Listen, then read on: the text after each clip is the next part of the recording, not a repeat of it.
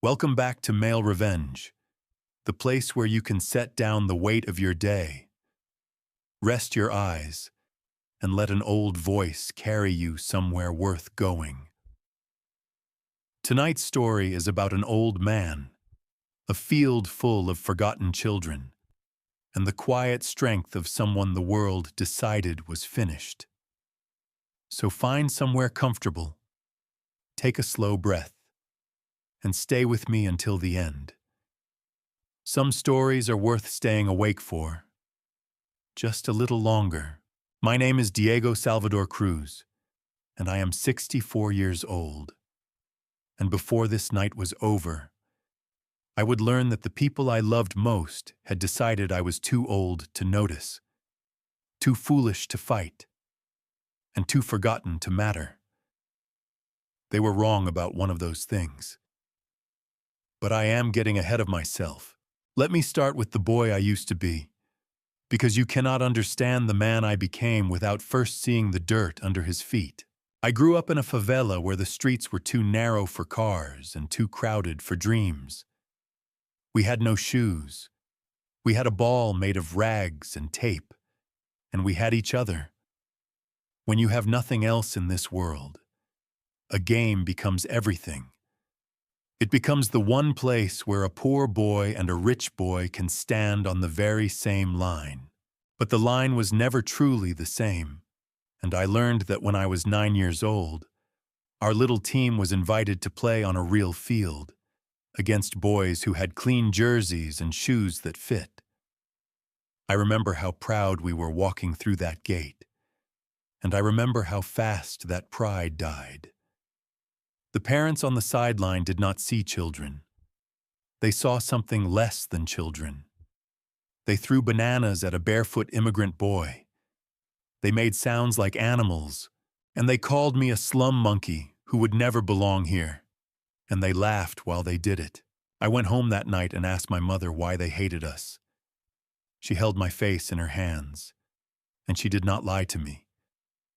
She said, "Some people have to make you smaller so they can feel taller." Then she told me something I have carried my whole life. She said, "So you grow, my son. You grow so tall that one day they have to look up at you." So I grew. By the time I was 12, I made a promise to myself on a cracked patch of concrete. I promised that one day, the same kind of people who threw fruit at me would stand in a stadium and chant my name instead. I promised it the way only a hungry child can promise something, with my whole heart and no idea in the world how to do it. It took 20 years, 1,000 mornings of running before the sun came up, and 1,000 nights of training until my feet bled through whatever shoes I owned. And then, one night, it happened. In the biggest match this country had ever played, with the score tied and the clock almost dead, that same barefoot boy won this whole country a World Cup, with blood in his shoes and tears in his eyes. Nearly 2 million people chanted my name that night. It is a strange thing to admit, but some of them were the very same people who had once thrown me away. I should have felt like a king. Instead, I felt the truth that every champion eventually learns. The roar of a crowd is the loudest sound in the world, and it is also the emptiest. They do not love you. They love what you do for them. The moment your legs slow down, the chant stops, and they go looking for the next boy to carry their dreams. So I made a decision. If this world only valued boys who could run and score, then I would build a field for the children nobody wanted, to prove the world wrong about all of us. With everything I had earned, I built a small place in a forgotten corner of Houston. I called it La Cancha de los Sueños, the field of dreams. It was nothing fancy. A chain-link fence, 2 welded goals, and a shed full of donated shoes that never quite matched. But it was ours, and it was enough. My wife Lucia ran the little kitchen there. She fed the children who came with empty stomachs, and she bandaged the ones who came with cuts and bruises. She used to say something I did not fully understand until it was far too late.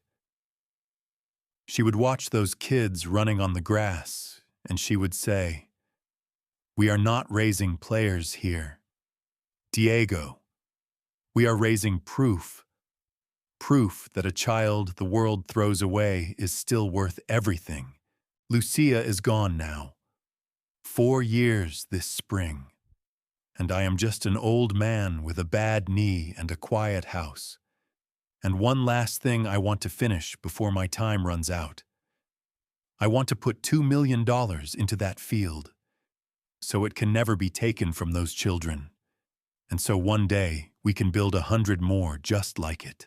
That is why, on that warm evening, I drove across town to my son's house to talk about the future, to talk about the money, to finally do the one good thing that would outlive me. What I did not yet know was that my own family was about to sit at my table, smile, and call me Papa, while they sold those homeless children like livestock to clubs across the ocean. And the cruelest part, the part I will carry to my grave, is that I am the one who handed them the key. But they forgot one thing. The last thing a champion ever does is not score the final goal.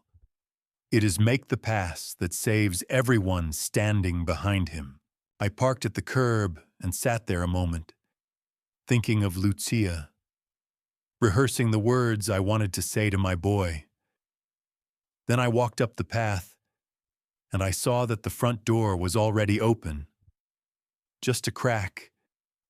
Just enough for the warm light inside to spill out onto the step where I stood, and just enough for me to hear a voice I knew. My daughter-in-law, Camilla. She did not know I was there, and she was speaking in a tone I had never once heard her use at my dinner table. I raised my hand to knock, and then I stopped, my knuckles frozen an inch from the wood, because of what I heard her say next. I stood there with my hand frozen an inch from the door, and I did not knock. I should have. A better man, a braver man, would have pushed that door open and walked into the light. But something in Camilla's voice held me where I was, the way a deer freezes when it hears a sound that does not belong in the forest. It was not the words yet. It was the tone. Cold, businesslike. The voice of someone counting money. Not the voice of the sweet girl who kissed my cheek every Sunday and called me Papa. So I want to tell you about that girl first, and about my son, before I tell you what I heard. Because to understand how a knife goes into your back, you have to understand the hand that holds it. My son's name is Palole. I named him myself, against my wife's wishes. Lucia wanted to call him something simple, something soft. But I was a champion then, drunk on my own legend, and I named my boy after the greatest king the game had ever known. I wanted the whole world to hear that name and expect greatness. I did not understand, back then, that you can crush a child under the weight of a name, that every time I called him Pelole, I was really calling him not good enough yet. He grew up in my shadow. He played, because what else could the son of Diego Cruz do? But the gift that lived in my feet had skipped over his. He was a decent player and a kind boy, and in my foolishness I treated decent and kind as a kind of failure. I was hard on him. I was silent when I should have been proud, and a son starved of his father's approval will spend his whole life looking for it somewhere else. I see that now. Back then, I only saw a boy who was not the king I had named him to be. That hunger in him is the door I left open. Remember that. It matters later. Camilla came into our family 7 years ago. She was beautiful and warm and clever, and she made my son laugh in a way I never could. Her father, Victor, was a businessman, smooth as oil, always talking about opportunities and markets and the future. I never liked him. But I told myself I was just a jealous old man who did not want to share his boy. So I welcomed them. I trusted them. When my hands began to shake and the paperwork for the field grew too heavy for me, it was Camilla who offered to help. It was Camilla I trusted with the keys to everything I had built. You see how it works now. They did not break into my life. I invited them in. Let me tell you about what they were stealing from, because that is the heart of it. The Field of Dreams was never just a field. It became an academy, of a sort. Word spread through the poorest streets of the city that there was an old man who would feed your child and teach him the game and ask for nothing in return. They came from everywhere. Boys with no fathers, boys who slept in cars, boys the schools had given up on. We took them all, and the best of them came to us by accident. His name was Matteo. 3 years ago, Lucia found him sleeping under a highway overpass, 8 years old, with a bad knee and eyes that had already stopped expecting kindness. She did not ask questions. She brought him home, fed him, and put a ball at his feet. And that boy, that broken little boy the world had thrown away, played like an angel. He was the proof Lucia always talked about. Made flesh. I loved that child, like he was my own blood. Maybe more than I had loved my own son. And God forgive me for that. Matteo never looked at me like I owed him anything. He just played. And he smiled. And he made an old man believe his life had meant something. That is who they were trading. Not stock, not inventory. Children. Matteo. I know that now, standing on that doorstep with my heart in my throat. But in that moment, all I had was a voice through a door and a cold feeling crawling up my spine. I leaned closer. Through the crack, I could see a slice of the kitchen. Camilla stood at the counter with the phone pressed to her ear, a glass of wine in her free hand, her back straight and easy, and her father's voice came tinny through the speaker, just loud enough for me to catch. He read out a number, a price, the kind of number you say about a car or a piece of furniture, and Camilla laughed, soft and unbothered. And she said, "The European clubs love them young and hungry. Trust me." Papa, by the time the old man finishes signing his little charity papers, half of them will already be gone. I felt the floor tilt under my feet. She took a slow sip of her wine. And then she said the thing that I will hear in my nightmares until the day I die.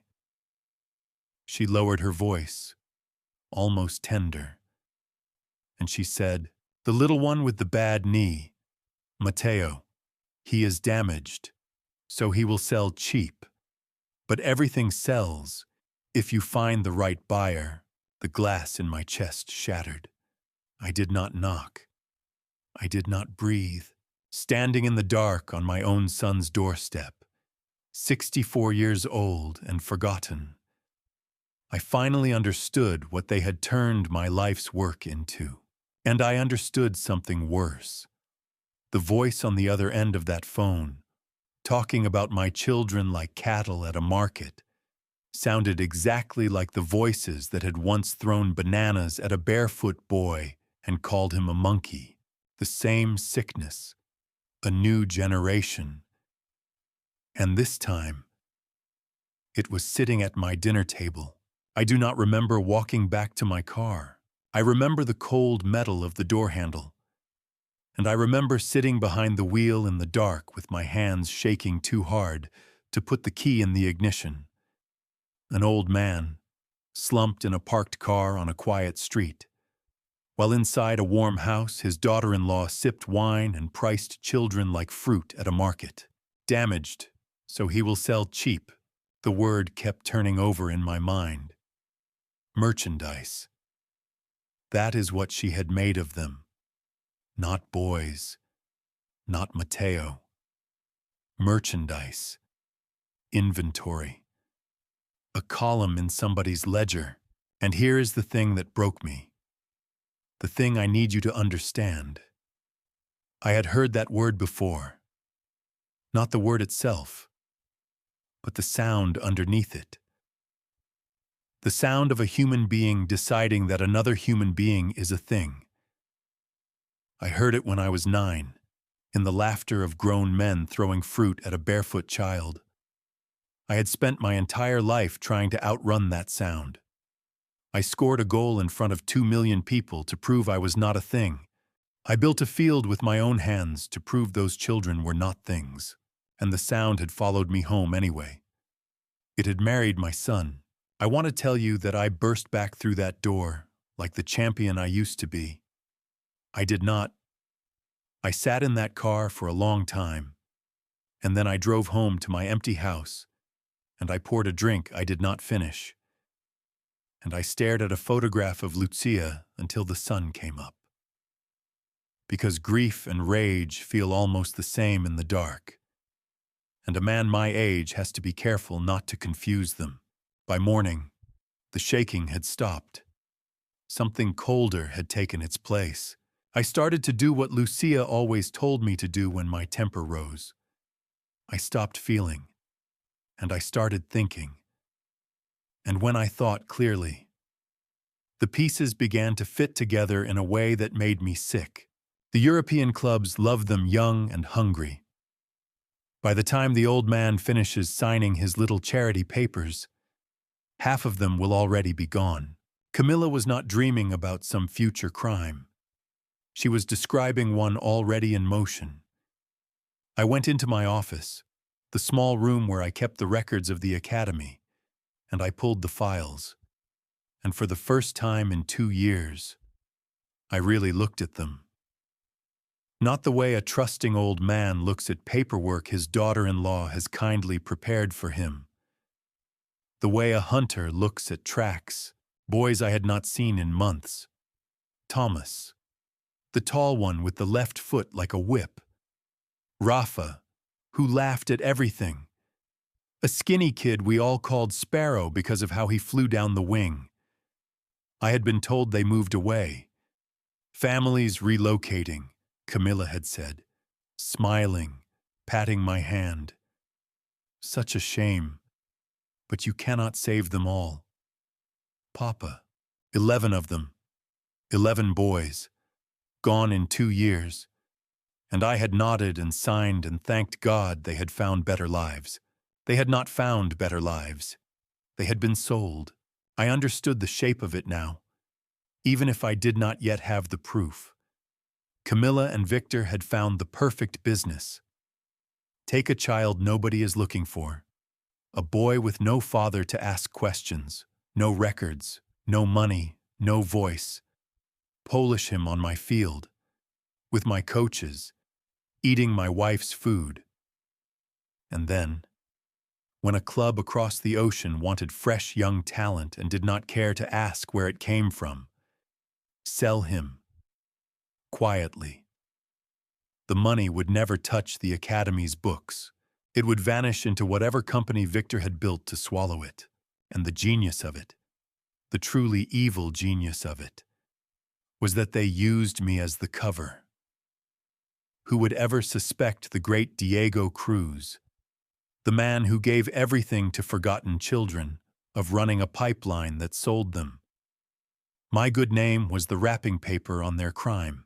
I had given Camilla administrative control 2 years ago, when my hands began to shake, and I could no longer manage the paperwork myself. I had signed it gratefully. I had thanked her for taking the burden off an old man. I had handed her the key with my own hand, and told her she was a blessing. That signature was the door I left open, and every boy who walked through it walked because of me. I will not pretend I felt noble in that moment. I felt like the biggest fool who had ever lived. A man so hungry to be loved by his son's family that he stopped looking closely at the people he was loving. They had read me perfectly. They knew exactly what kind of old man I was. Proud, lonely, desperate to matter to someone again after Lucia was gone. But here is what they did not know. They had spent 2 years studying the old man I had become. They had never once studied the boy I had been. That boy did not break when grown men threw fruit at him. That boy made a promise on a slab of cracked concrete and kept it 20 years later in front of the whole world. That boy still lived somewhere inside this tired body, and he was waking up.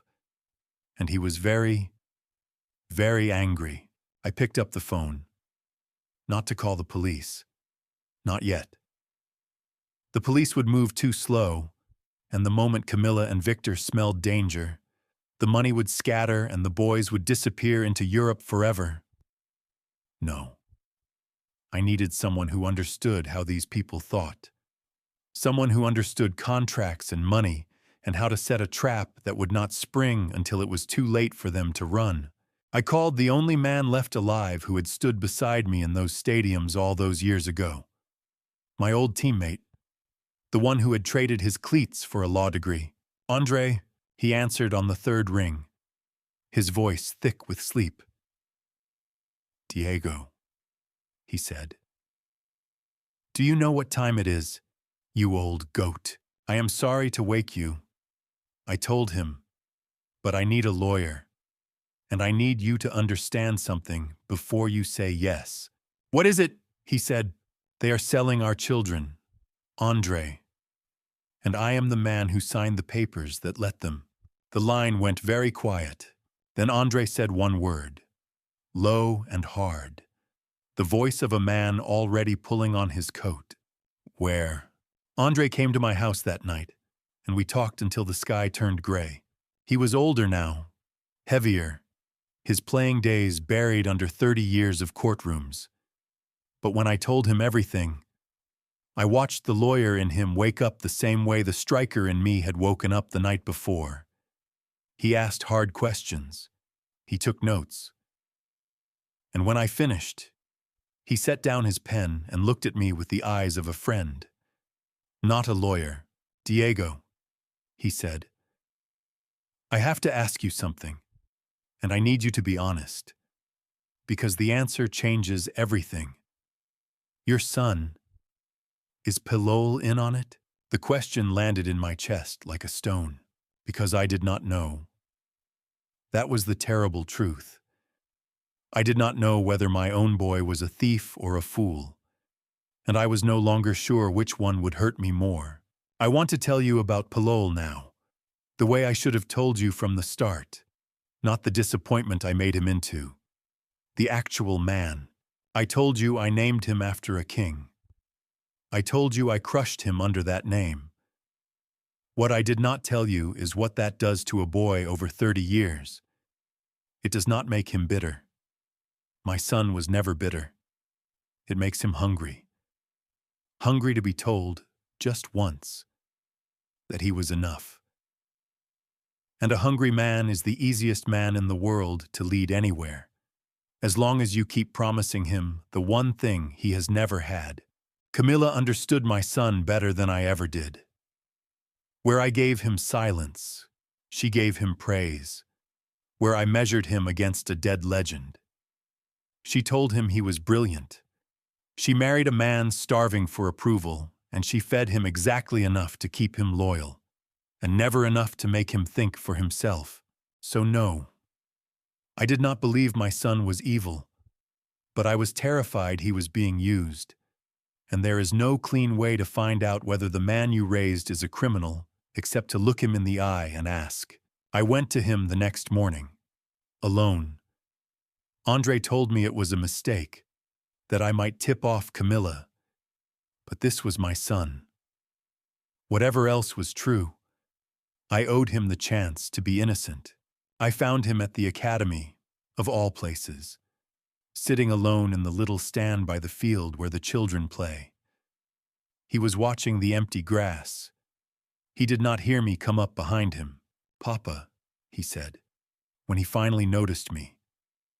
He smiled, and the smile was real, and it broke my heart. Because a guilty man does not smile at his father like that. I sat down beside him on the cold metal bench. For a while, neither of us spoke.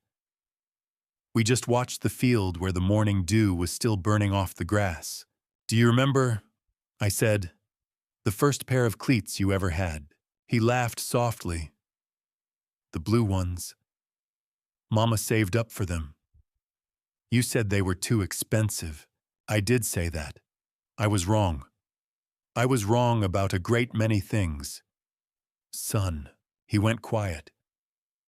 I think he knew, the way children always know, that this was not a normal conversation.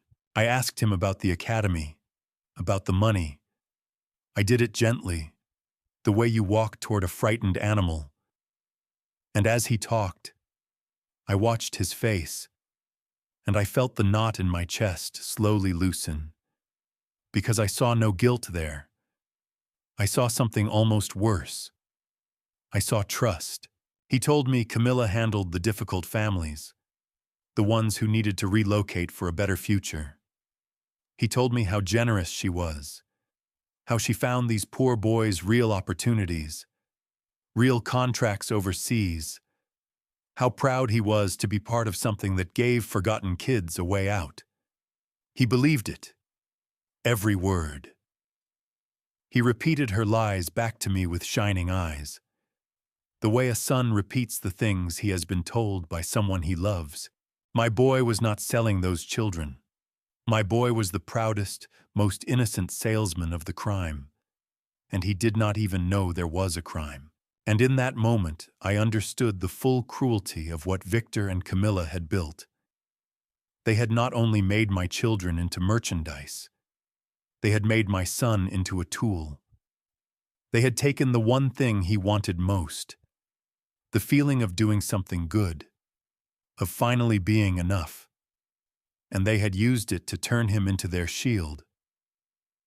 If anything ever went wrong, it would be Sweet.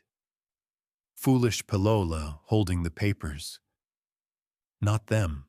They had thrown my son in front of the train to protect themselves. I almost told him. The words were right there in my throat. "Son, your wife is selling these boys, and you are the one who will go to prison for it." But I stopped, because I looked at his face, that open, trusting face, and I knew that if I told him now, he would not believe me. He would run straight to Camilla for comfort, the way he always did, and the trap would snap shut on nothing. So I did the hardest thing a father can do. I lied to my son to save him. I told him I was just a sentimental old man, thinking about his mother, wanting to spend time with his boy. I told him the academy was in good hands. I put my arm around his shoulders, and I felt him lean into me the way he used to when he was small. And I hated myself for every quiet year I had wasted being hard on him.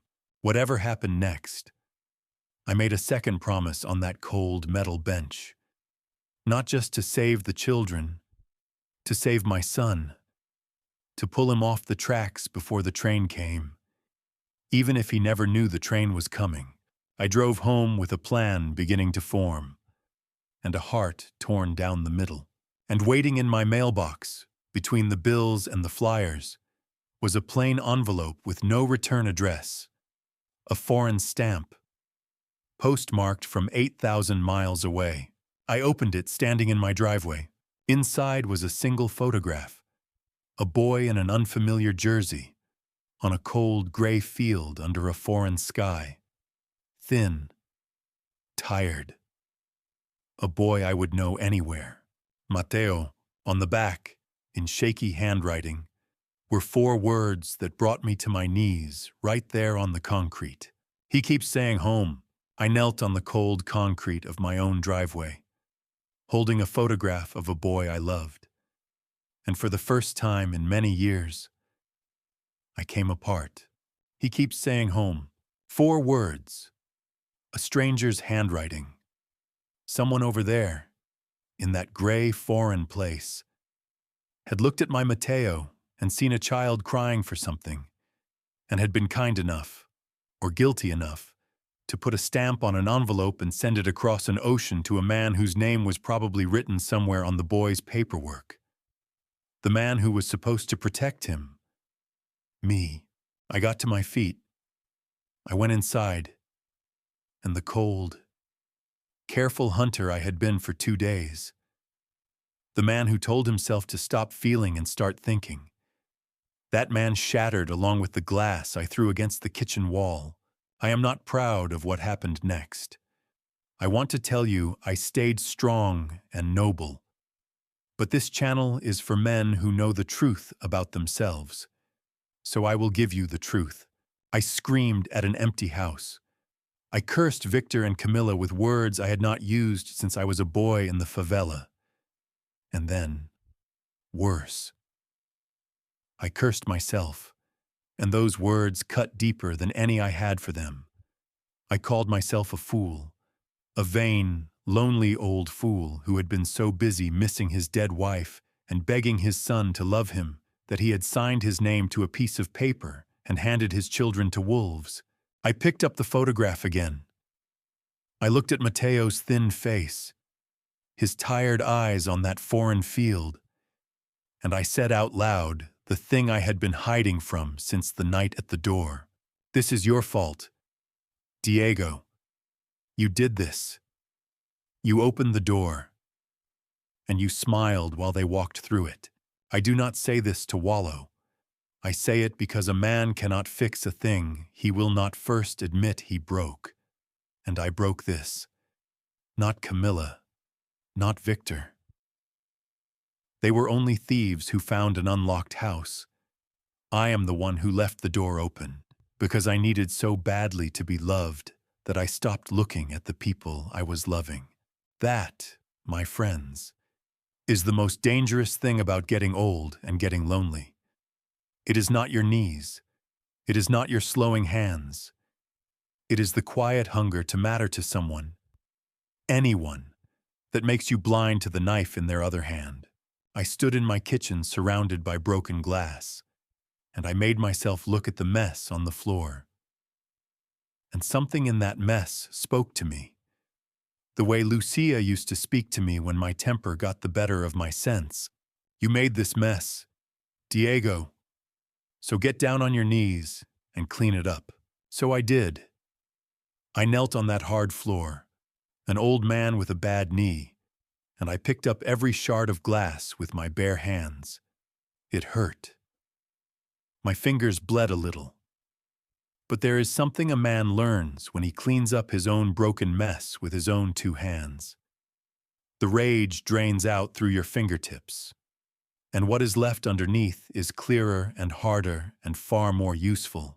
By the time the floor was clean, the screaming was gone, the fool was gone, and the boy from the concrete slab, the one who made a promise and kept it for 20 years, was sitting quiet and cold inside my chest, waiting.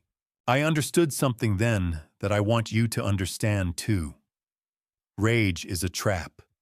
It feels like power, but it is the weakest thing a man can carry, because it makes you loud and stupid and easy to predict. Victor and Camilla were counting on my rage. They wanted the old man to find out, to storm in shouting.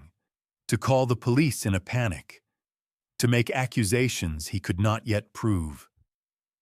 The moment I did that, they would smile, hide the money, scatter the boys, and have me declared a confused old man grieving his dead wife. They had probably already prepared for it, so I would give them the opposite.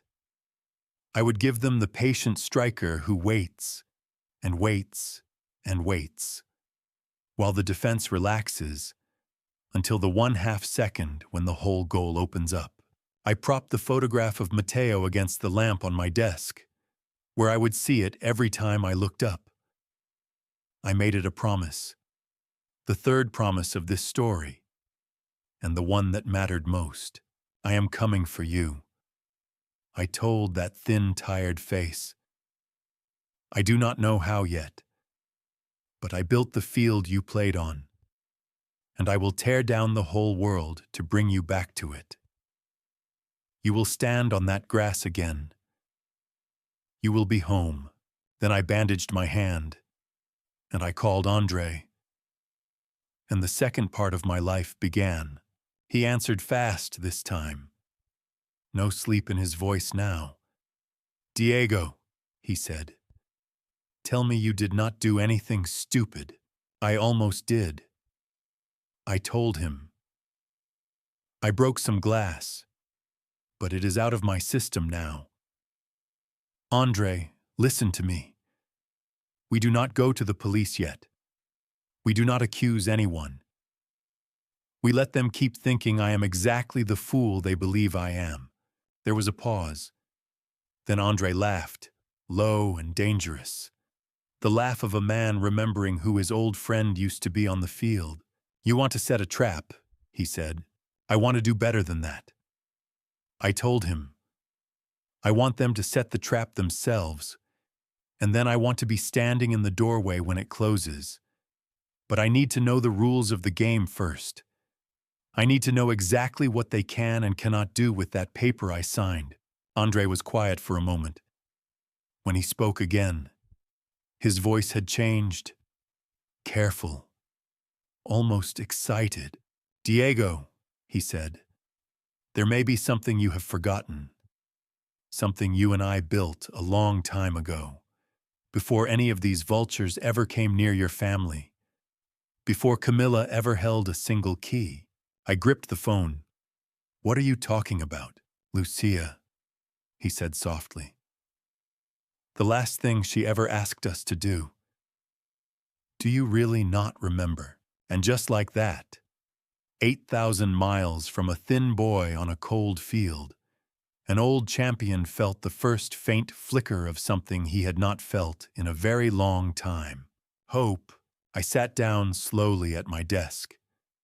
The phone pressed to my ear, my bandaged hand trembling just a little. What did Lucia ask us to do? Andre, tell me. And he told me. And as he spoke, the memory came back to me through the fog of grief. The way a song you have not heard in years comes back the moment someone hums the first notes. It was 4 years ago, the last spring of Lucia's life. She was already thin by then, already tired, though she hid it from the children so they would not be afraid. One evening she called Andre to the house, and she sat the two of us down at the kitchen table.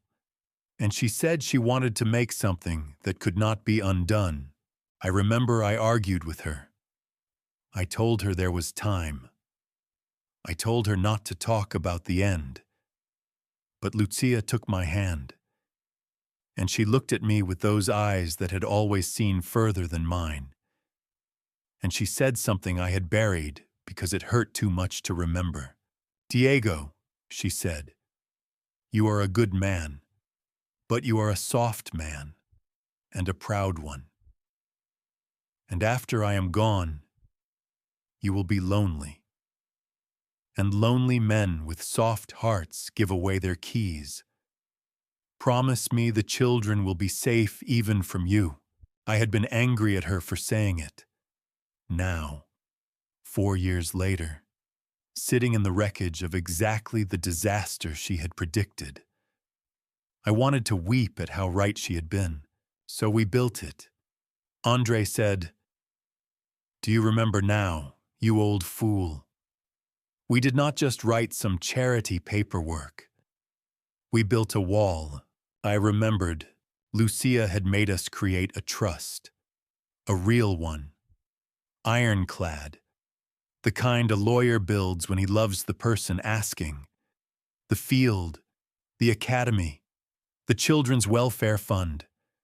All of it was placed inside that trust 4 years ago, with rules that could not be changed by any single person, not even me. It named an independent trustee, a clause that protected the children above all else, and one condition that Lucia had insisted on with the last of her strength. We had called it, half joking, the player's charter, her rule that no child in that academy could ever be treated as property, that they were people first, always, and players second. I had forgotten it. God help me. I had grieved so hard and so blindly that I had forgotten the very shield my wife built with her dying breath. And here is the beautiful, terrible thing. The paper I signed for Camilla 2 years later, the one I have been cursing myself over, the one that opened the door. It only gave her administrative control, the day-to-day, the signing of forms, the moving of small funds, the running of the office. It did not, it could not, give her ownership of the children's future, because that had already been locked inside Lucia's wall 2 years before Camilla ever touched a key. Camilla thought she had the keys to the house. She did not know the most valuable room had been sealed shut years before she arrived, by a dying woman who saw her coming without ever meeting her. "Andre," I said, and my voice was shaking again, but not with rage this time. "If the trust protects the children, then every sale Camilla made is void." Andre said, "Illegal. Theft of trust assets and trafficking of protected minors. Diego, if we can prove the money trail, we do not just stop them, we bury them. And every boy they sold, every contract, becomes invalid the moment a court sees that charter." I looked up at the photograph of Mateo on my desk. Every boy. That meant Mateo, too. That meant a legal hammer big enough to reach 8,000 miles and break whatever paper was holding that thin, tired child on a cold, foreign field. For the first time since I stood frozen at that door, I felt the ground solid under my feet again. But I am an old striker, and I know that having the better team on paper means nothing if you do not play the match right. So Andre and I began to build our side, the way we used to build an attack, one player at a time. First, Andre himself, my oldest friend, the lawyer who understood every word of the wall we had built, because he had poured the concrete with his own hands. He would be the brain.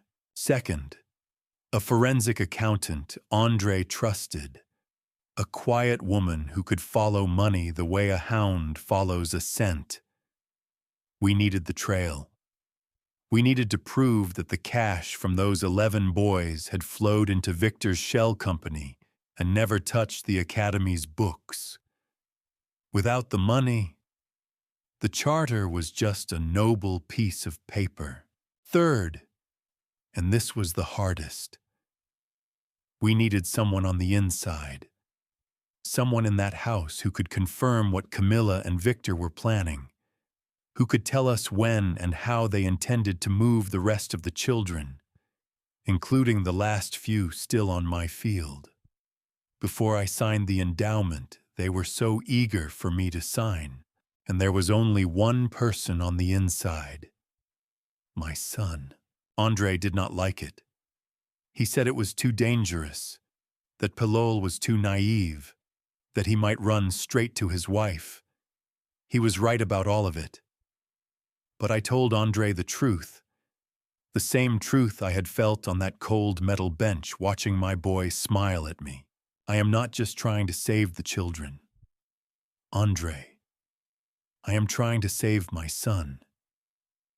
And I cannot save him by leaving him in the dark. At some point, I have to trust that the boy I raised is better than the wolves who married into his life. At some point, I have to give him the chance to choose. Andre was quiet a long time. Then he said, "When do we start?" I looked at Mateo's photograph one last time. Then I looked out the window, toward the part of the city where my son was sleeping beside the woman who was selling his soul along with the children. "We do not start," I told him. "We already started. The night they decided I was too old to notice. They just do not know the match has begun." I hung up the phone. I cleaned the last sliver of glass from the floor. And then I sat down to plan how to follow the blood money, dollar by dollar, all the way back to the people who called my children merchandise, because you cannot win a war on the people who turn human beings into things. You can only beat them at the one game they think they have already won. That night, I did not sleep. I sat at my desk with the old files Andre had emailed me, and for the first time, I read every single word of the thing my wife had built. I had signed it 4 years ago without truly reading it. That shames me to admit. Lucia handed me a pen with her thin hand, and I signed where she pointed. Because I trusted her completely, and because reading it meant admitting she was dying. And I could not bear to do that. So I signed blind. And it turned out the most important thing I ever signed was the one document I never read. Now, by the light of my desk lamp, with Mateo's photograph watching me, I read it the way a starving man reads a menu, and I understood, page by page, exactly what Lucia had done. She had not built a charity. She had built a fortress. Let me explain it the way Andre explained it to me, because I think every man my age should understand this, in case he too has people circling his life like patient birds. There are 2 kinds of control over a thing. There is the key to the front door, and there is the deed to the house itself. The key lets you come and go, turn on the lights, move the furniture around. The deed says who actually owns the walls. Most people, when they grow old and tired, hand someone the key without ever thinking about the deed. And the clever ones who take the key let the old man believe the key is everything. That is what Camilla believed. 2 years ago, when my hands began to shake, I gave her a power of attorney over the Academy's daily affairs, the key. She could sign forms, pay the electric bill, handle the families, move modest sums through the operating account, and she used that key to run her filthy business, quietly, in my name, for 2 long years. But she never had the deed, because 4 years ago, 2 full years before she ever smiled her way into control, Lucia had already taken the deed and locked it inside an irrevocable trust. And an irrevocable trust, Andre told me, is the closest thing the law has to a stone wall. Once it is built, the person who built it cannot tear it down. Not even me. Not even with a gun to my head and a pen in my hand. That was the whole point. Lucia built a wall so strong that not even her own foolish, grieving husband could be tricked into knocking it down. Inside that wall, she placed everything that mattered. The field, the academy, the children's welfare fund, The money meant to feed and house and protect them, and she named an independent trustee to guard it, a clause that no asset of the trust and no child in its care could ever be sold, transferred, or treated as property for profit. She had written it in plain words, not lawyer words. I think she did that on purpose, so that even a stubborn old striker could not pretend he did not understand. I found the line near the end, and when I read it, I had to put the paper down because my hands were shaking too hard to hold it. It said, "The children of this academy are not assets. They are the reason the assets exist. Any person who forgets this has no authority here." That was Lucia's voice. That was the woman who pulled a starving boy out from under a highway overpass and called him proof. She had reached out from 4 years in the grave and written the exact sentence that would damn the people selling that boy across an ocean. I sat there and I wept. But they were not the same tears as before. Before, I wept because I had failed her. Now I wept because she had not failed me. She had known what I would become, a lonely man giving away his keys, and she had loved me enough to build a wall I could not breach even at my weakest. Her last act on this earth was to protect those children from the one person she could not protect them from any other way. Me. And here is what it meant for the war ahead. Every contract Camilla signed selling those 11 boys was signed by someone holding only a key, with no authority over a deed she never owned.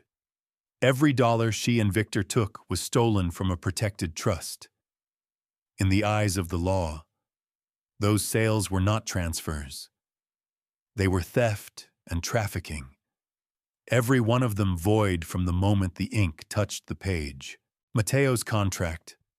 Whatever cold club across the ocean believed it owned that thin, tired boy, was worth no more than the paper it was printed on, because nobody on this earth had ever had the right to sell him.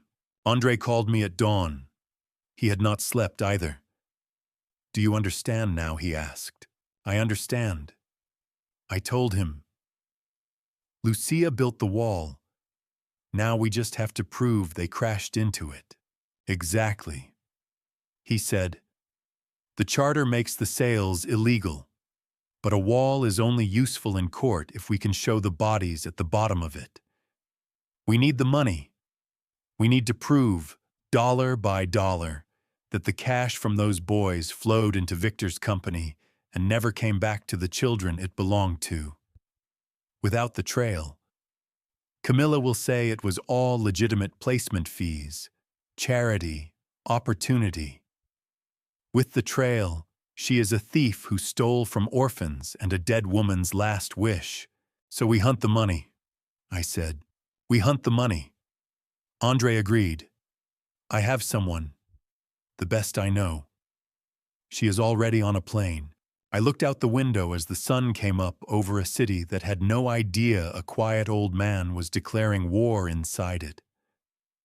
I thought of Lucia, building her wall in the dark, trusting that someday I would wake up and find it. "I am awake now, my love," I told her. I read every word this time. "I promise you, I will not give away the key again."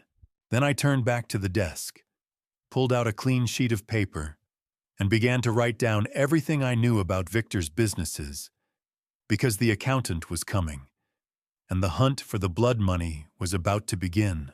The accountant's name was Sarah, and she arrived at my house 2 days later with a laptop, a box of files, and the calm, tired eyes of someone who has spent 20 years watching where money hides when it does not want to be found. Andre had told me she was the best. What he had not told me was that she had spent the first 10 years of her career chasing men who trafficked people, and that she had asked to take this case for free the moment she heard what it was. She sat at my kitchen table, The same table where Lucia once built her wall, and she said something I will not forget. "Mr. Cruz," she said, "money always tells the truth, even when people lie.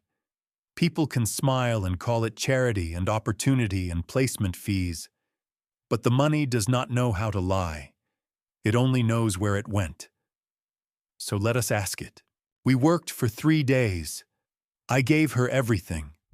The Academy's accounts, the records Camilla had so kindly prepared, every scrap of paper from 2 years of my willful blindness.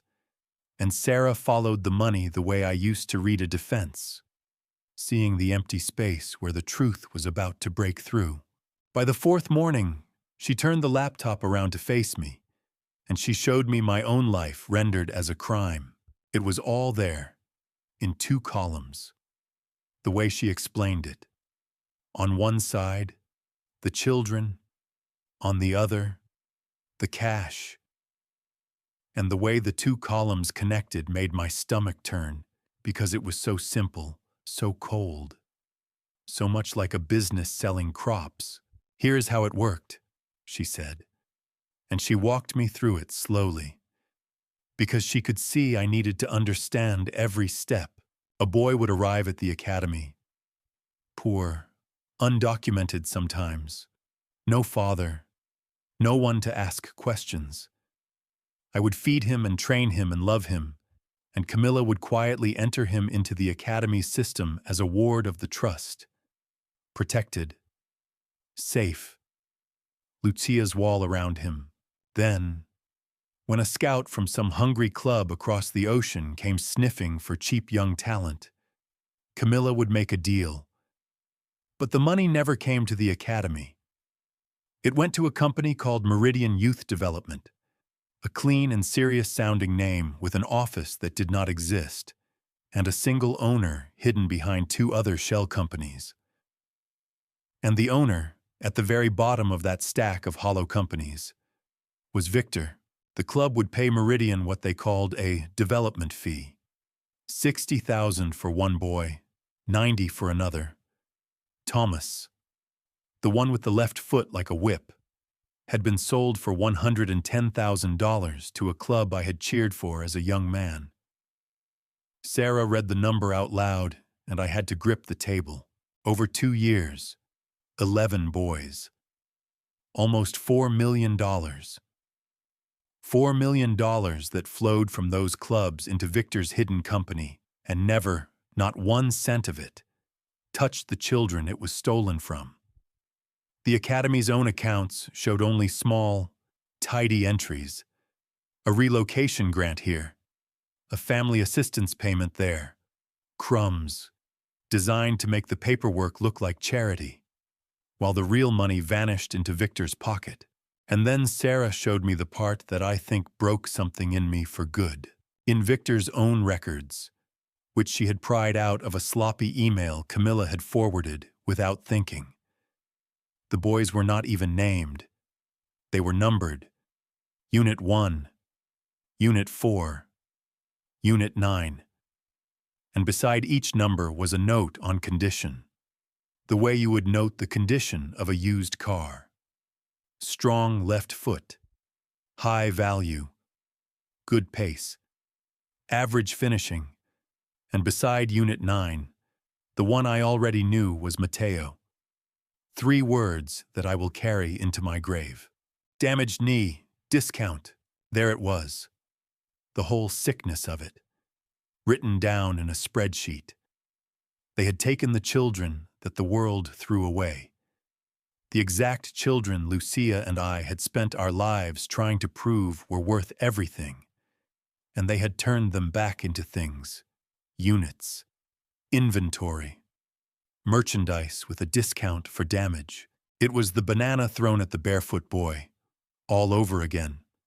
Only now it wore a suit and called itself business. I sat very still for a long time. Sarah, kind as she was, let me sit. Then she said, quietly, "Mr. Cruz, I have to tell you, This is the cleanest evidence I have seen in years. They were arrogant. They never imagined the old man would look. We can prove every dollar. That is good, I said. But proving it is not enough.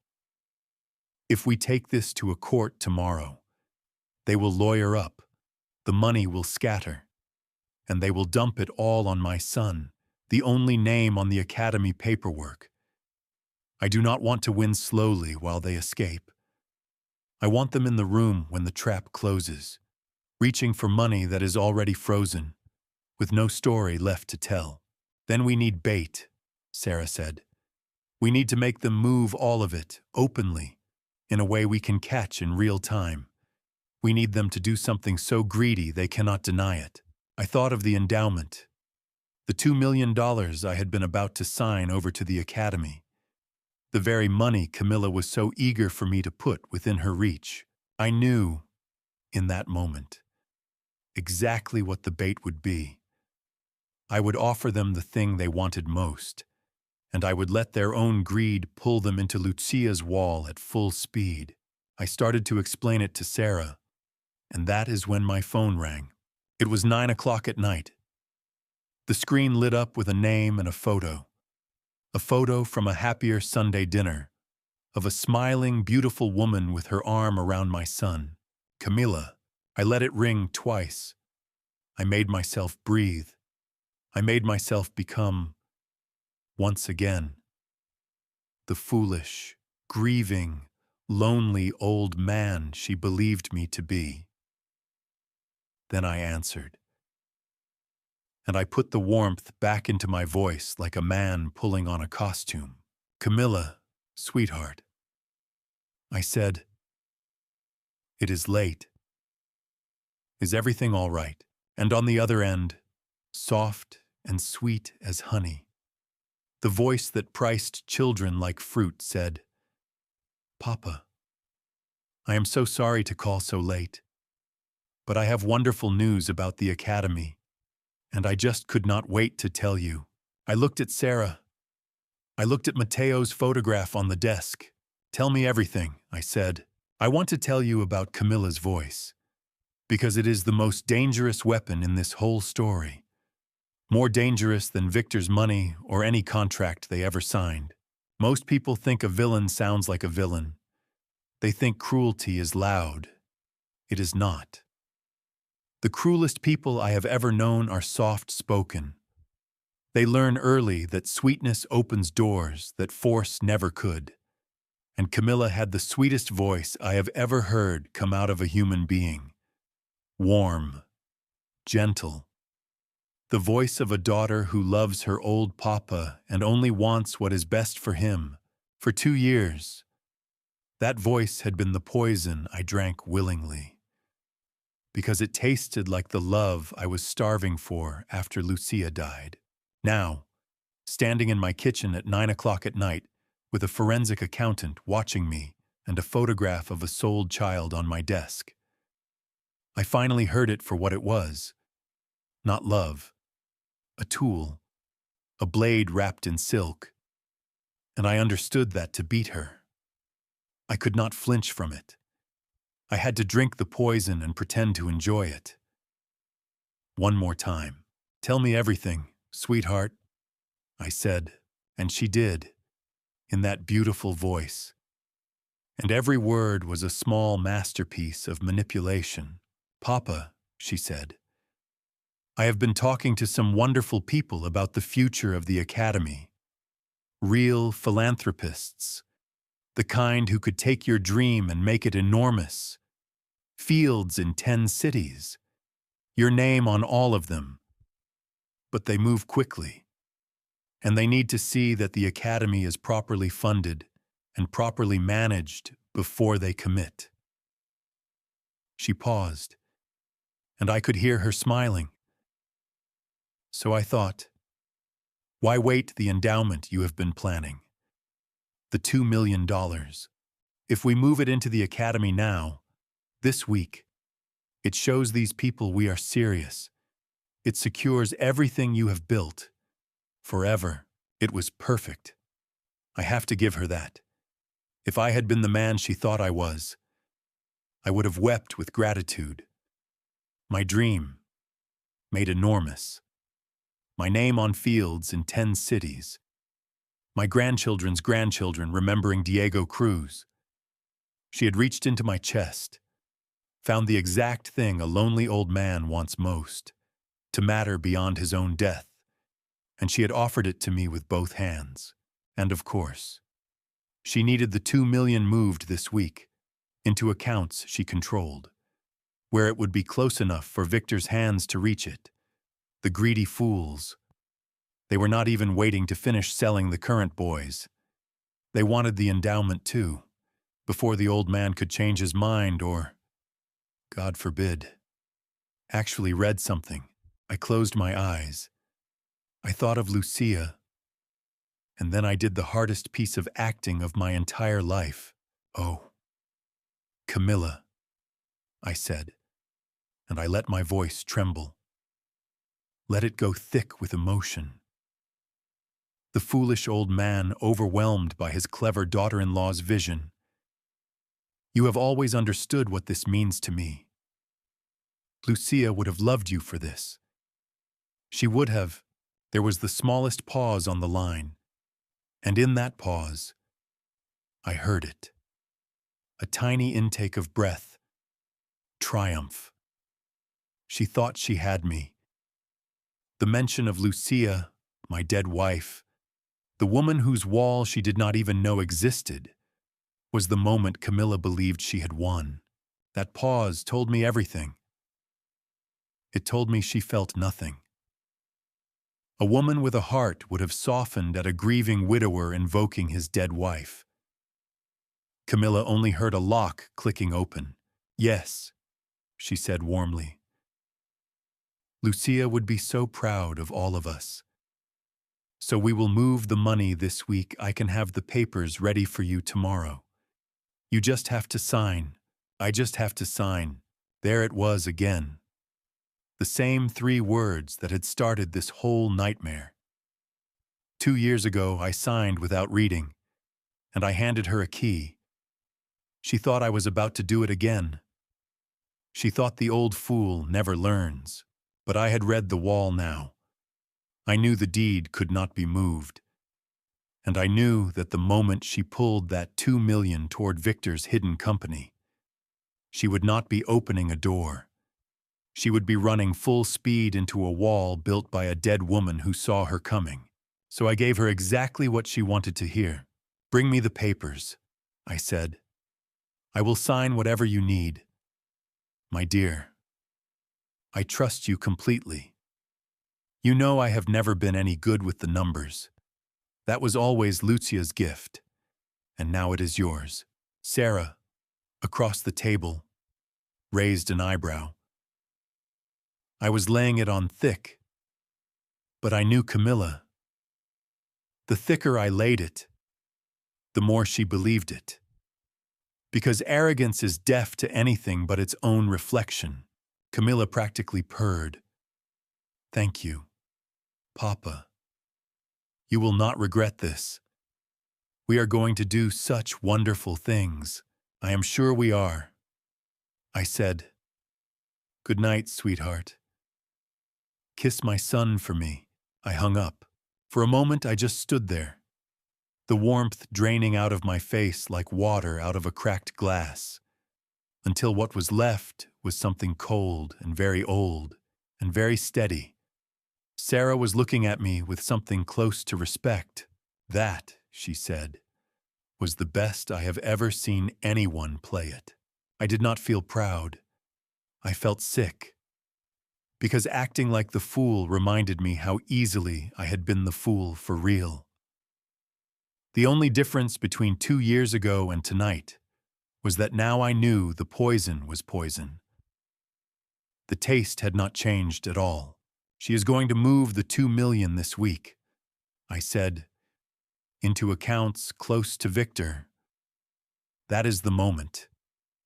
When she pulls that money toward the wall, we have to be ready to catch every dollar in motion, freeze it, and put both of them in the room when it happens. Then we have very little time. Sarah said, already opening her laptop. We need to build the trap and bait it before those papers land on your desk. I looked out the dark window toward my son's house, where my boy slept beside the woman who had just used his dead mother's memory as a crowbar. We do not just need a trap, I said quietly. We need a Trojan horse, something they will pull through their own gates, smiling, because they are too greedy to look inside it. And I sat down beside her, an old striker and a tired accountant, and we began to build the most important play of my life. Here is the thing about a Trojan horse. The Greeks did not break down the walls of Troy. They could not. The walls were too strong, so they built a gift so tempting that the people of Troy tore down their own gates and pulled the danger inside with their own hands. That is what we built. And the beautiful part, the part that still makes me smile, is that we did not have to build the walls at all. Lucia had already built those 4 years ago, on her deathbed. She had poured the concrete. All Sarah and Andre and I had to do was build the horse and let Camilla's greed do the rest. Let me explain it simply, the way Andre explained it to me, because he made me repeat it back until I understood every piece. The wall was the trust, Lucia's irrevocable trust, the one that owned the field, the academy, and the Children's Welfare Fund. Anything inside that trust could not be sold or moved by Camilla, no matter what papers she held, because she only had a key, never the deed. We have been over this. That was the wall. The horse was my endowment. The $2 million Camilla was so hungry to move this week. Now, normally, that $2 million was my own money, sitting in my own private account. Camilla had every right to ask me to donate it, and if I simply handed it to her, she could steal it like any thief steals cash, and it would be a long, slow fight to get it back. That would not do. I did not want a slow fight. I wanted a trap that sprang the instant she touched it. So here is what we did. And it was Sarah's genius, not mine. We did not put the $2 million into a normal account. We placed it, on paper, directly inside Lucia's trust. We made the endowment part of the protected fund, the children's money, and we did it quietly, with Andre filing the documents through the independent trustee, so that the moment that money landed, it stopped being Diego's private gift and became a protected asset of the trust, guarded by the charter that said no one could move it for profit. Then we let Camilla believe the opposite. The papers she would bring me to sign, the ones she thought moved the money toward Victor, would in fact do nothing of the sort. We let her draft them. We let her feel in control. And when she moved that money, the alarm Sarah had built into the trust accounts, working with the bank and with the federal agents Andre had quietly brought in, would trigger the instant a protected dollar tried to leave the wall, because that, Andre explained, was the crime that would finish them. Stealing a man's private gift is theft, and theft is slow to prove, but moving funds out of a protected children's trust into a shell company across international lines to facilitate the trafficking of minors, that is a federal case. That brings men in plain suits. That freezes accounts in an afternoon. That does not let the money scatter. The $2 million was the bait. The moment Camilla and Victor reached for it, they would not be stealing my gift. They would be reaching their hands straight into a fire that a dying woman had set 4 years before, and the whole weight of the law would come down on them mid-grab. And the truly perfect part, Andre said, is that they will be moving it openly, in writing, on the very day they think they have won. They will sign their own confession and call it a celebration. I should have felt triumphant. I did not. Not entirely. Because there was one piece of the trap I hated. And Andre and Sarah both knew it. And neither of them wanted to say it out loud. The papers. Someone had to bring me those papers to sign. And someone in that family would have their name on the documents that moved the money. If we were not careful, when the trap closed, it would not be Camilla or Victor standing in the fire. It would be my son. I sat with that for a long time that night. Sarah had gone to her hotel. Andre had gone home. I was alone in my office with Mateo's photograph and the cold knowledge that the trap I was building to save my children might destroy my boy in the process. I had two choices. I could leave Palol in the dark, let his name be on the papers, and trust that once the truth came out, a good lawyer could prove he never knew. That was the safe play, the clean play. Keep him ignorant, keep him innocent in his own heart, and clean up the damage after. Or I could tell him, I could walk into my son's life and say, your wife is a criminal, your father-in-law is a monster, and the good work you are so proud of is the worst thing you have ever done. I could shatter his entire world and ask him to choose in the dark between the woman he loved and the children he had unknowingly helped to sell. Lucia, I said to the empty room, what do I do? And I think she answered me, in her way, because I remembered the bench at the academy, my son's open, trusting face, the way he had leaned into me like the small boy he used to be. And I remembered the promise I had made there, not just to save the children, to save him. And you cannot save a drowning man by hiding from him the fact that he is in the water. I made my decision.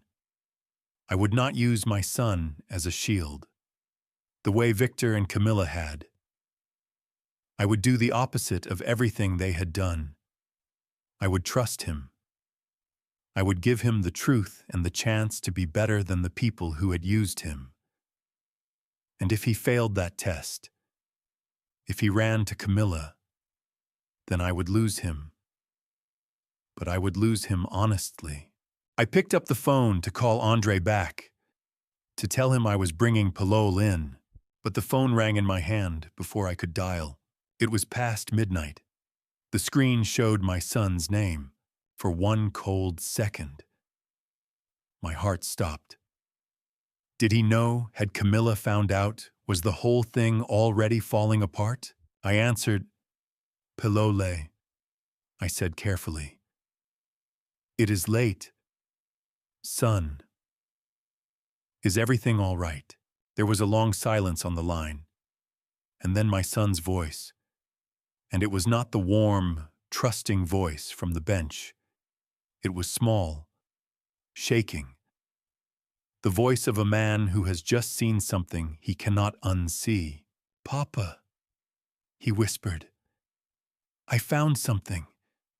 On Camilla's computer. There are children. Papa. They have numbers instead of names. My blood turned to ice. I need to see you, he said. And he was crying now. I need to see you right now. I think I have done something terrible, and I do not understand what it is. My son came to my house at 1 o'clock in the morning, and he was a ruin of a man. I opened the door, and there he stood, my Palol, 32 years old, soaked from a rain I had not even noticed had started. Holding his phone in both hands like it was a live coal he could not put down and could not drop. His face was gray. His eyes were red. And when he saw me, he did the thing he had not done since he was a child. He fell forward into my arms and he wept. I held my son in the doorway while the rain came down. and I felt every wasted year between us collapse into that single moment. All the times I had been hard when I should have been soft. All the times I had measured him against a name and found him wanting. None of it mattered now. He was my boy, and he was breaking, and I was his father. And for once in my life, I knew exactly what I was for. I brought him inside. I sat him at the kitchen table, Lucia's table, and I put a cup of coffee in his shaking hands. And I waited. It took him a long time to be able to speak. When he did, the words came out in pieces. He had not gone looking for it. He said, that is what tortured him most. He had simply gone to use Camilla's laptop because his own was charging, and a file had been open, a spreadsheet. And he had glanced at it the way you glance at anything, expecting nothing. And he had seen them, rows and rows of them. Boys he knew, boys he had high-fived on the field, boys whose families he had personally driven to the airport, smiling, proud of the wonderful opportunities he was helping to give them. Except in the spreadsheet they had no names. They had numbers. Unit 1, Unit 4, and beside each one, a price and a note. Sold. Pending. And beside one of them, a boy he loved. A boy with a bad knee. The words damaged. Discount. Papa, he whispered, staring into his coffee. I drove that boy to the airport myself. I bought him a sandwich at the gate. I told him he was going to a better life. I told him to be brave. He looked back at me when he went through security, and he was scared.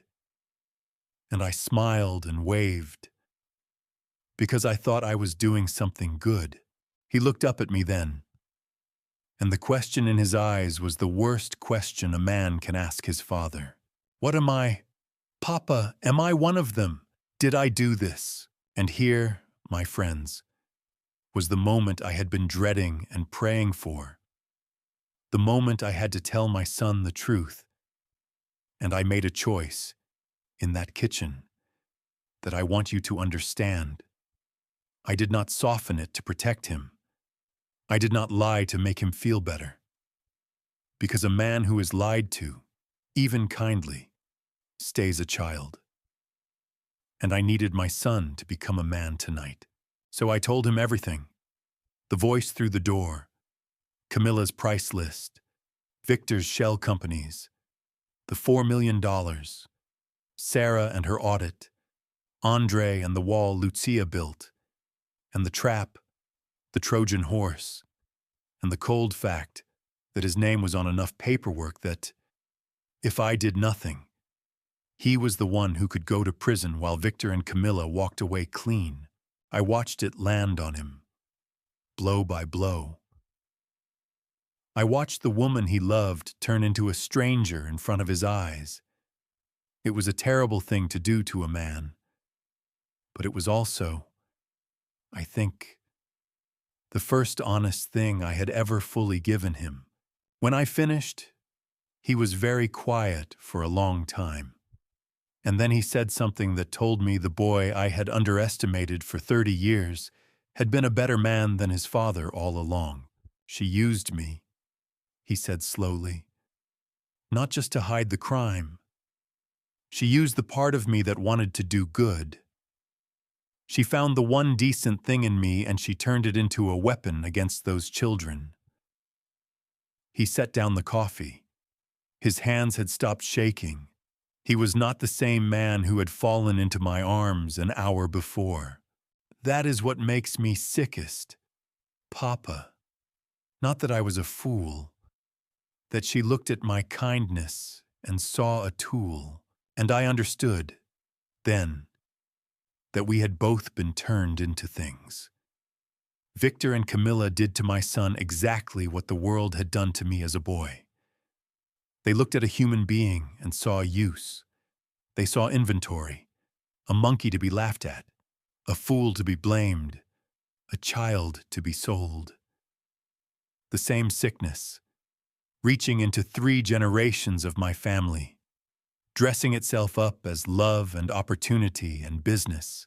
Pilol stood up from the table, and when he spoke, his voice was steady, and for the first time in his life, it carried the weight of the great name I had cursed him with. "Tell me what you need me to do," he said. "I am inside that house. I have her trust. I helped build this. Let me help tear it down." I tried to argue.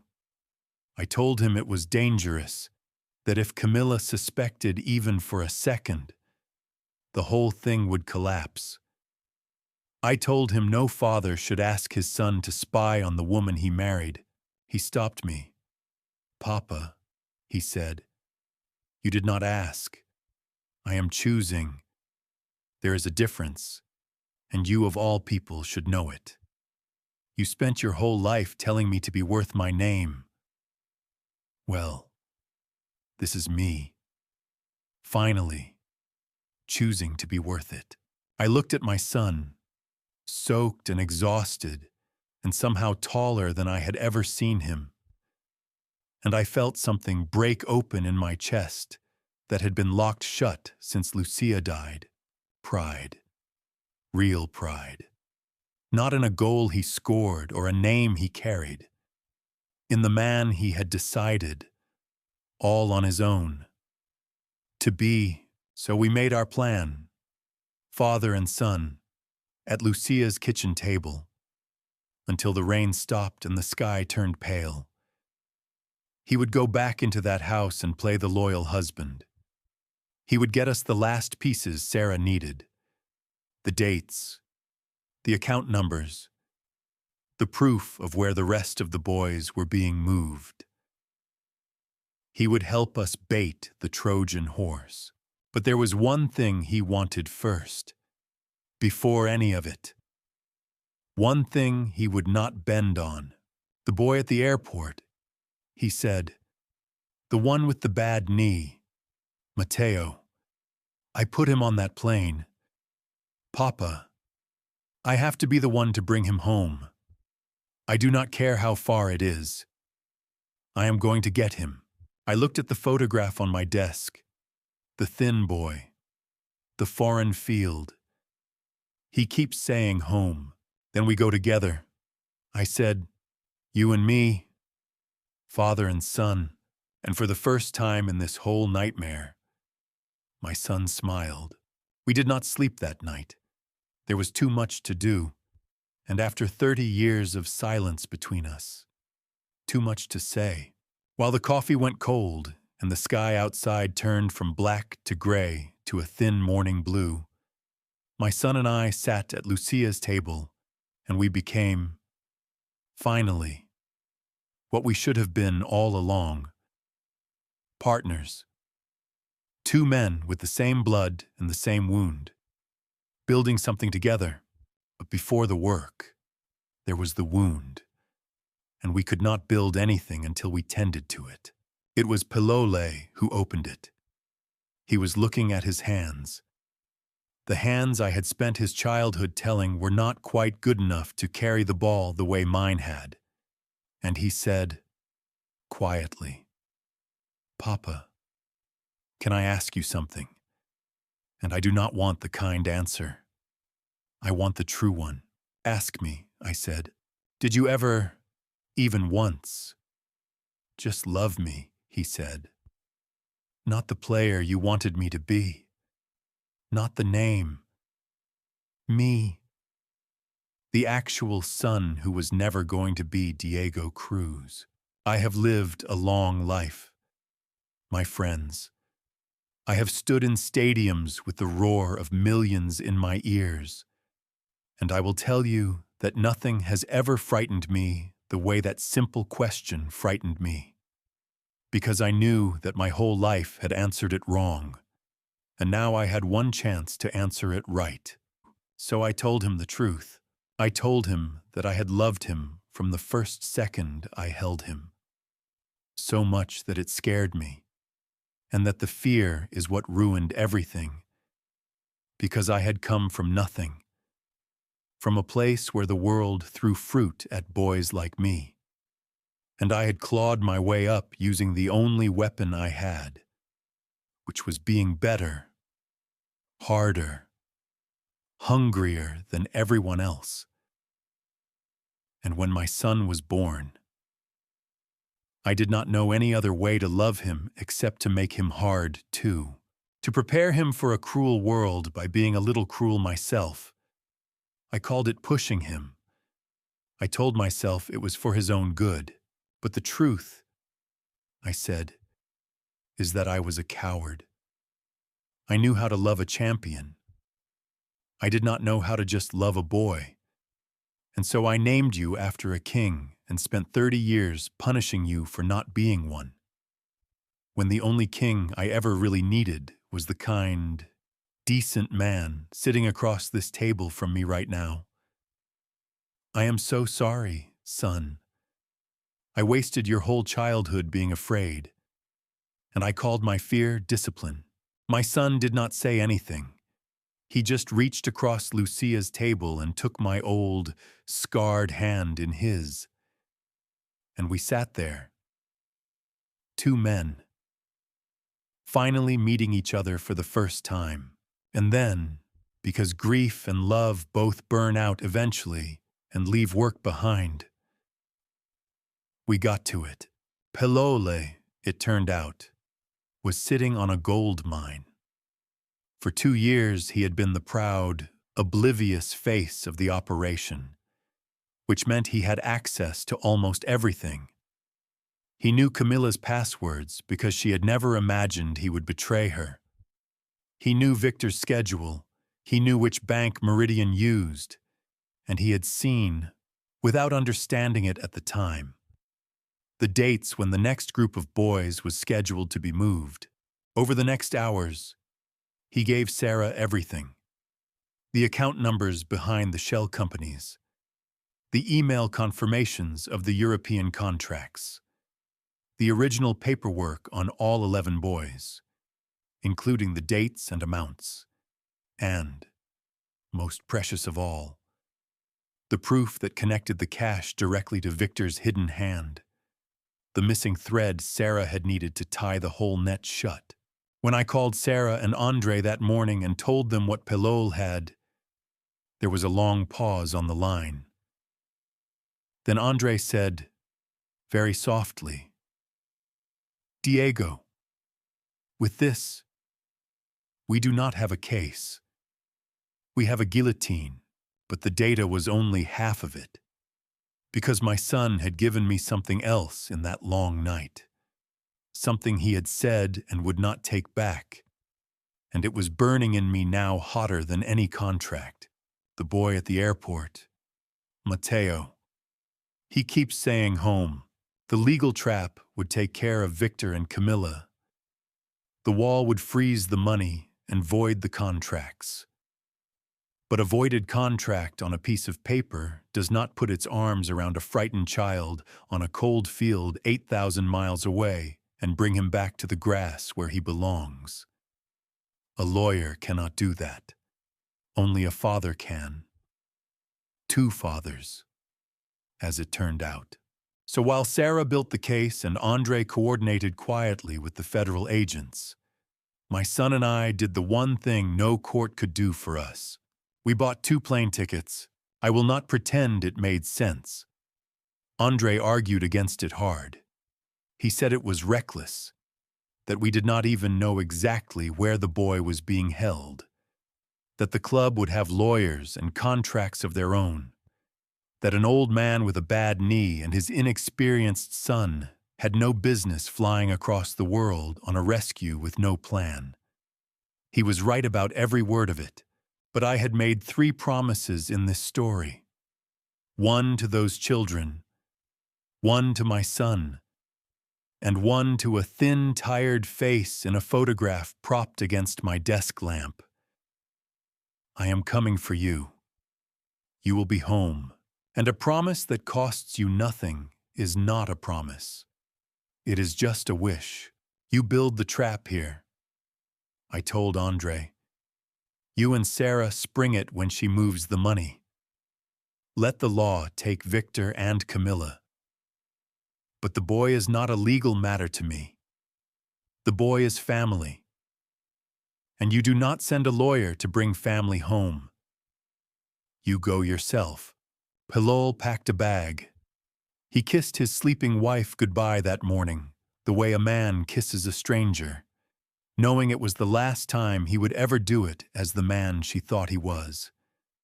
He played his part to the very end, told her he had academy business out of state, smiled, and walked out the door.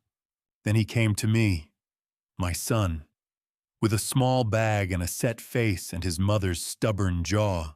I am ready. Papa, he said, let us go get our boy. We drove to the airport together as the sun came up. Two men who had wasted 30 years, with nothing now between us but the road ahead and the child waiting at the end of it.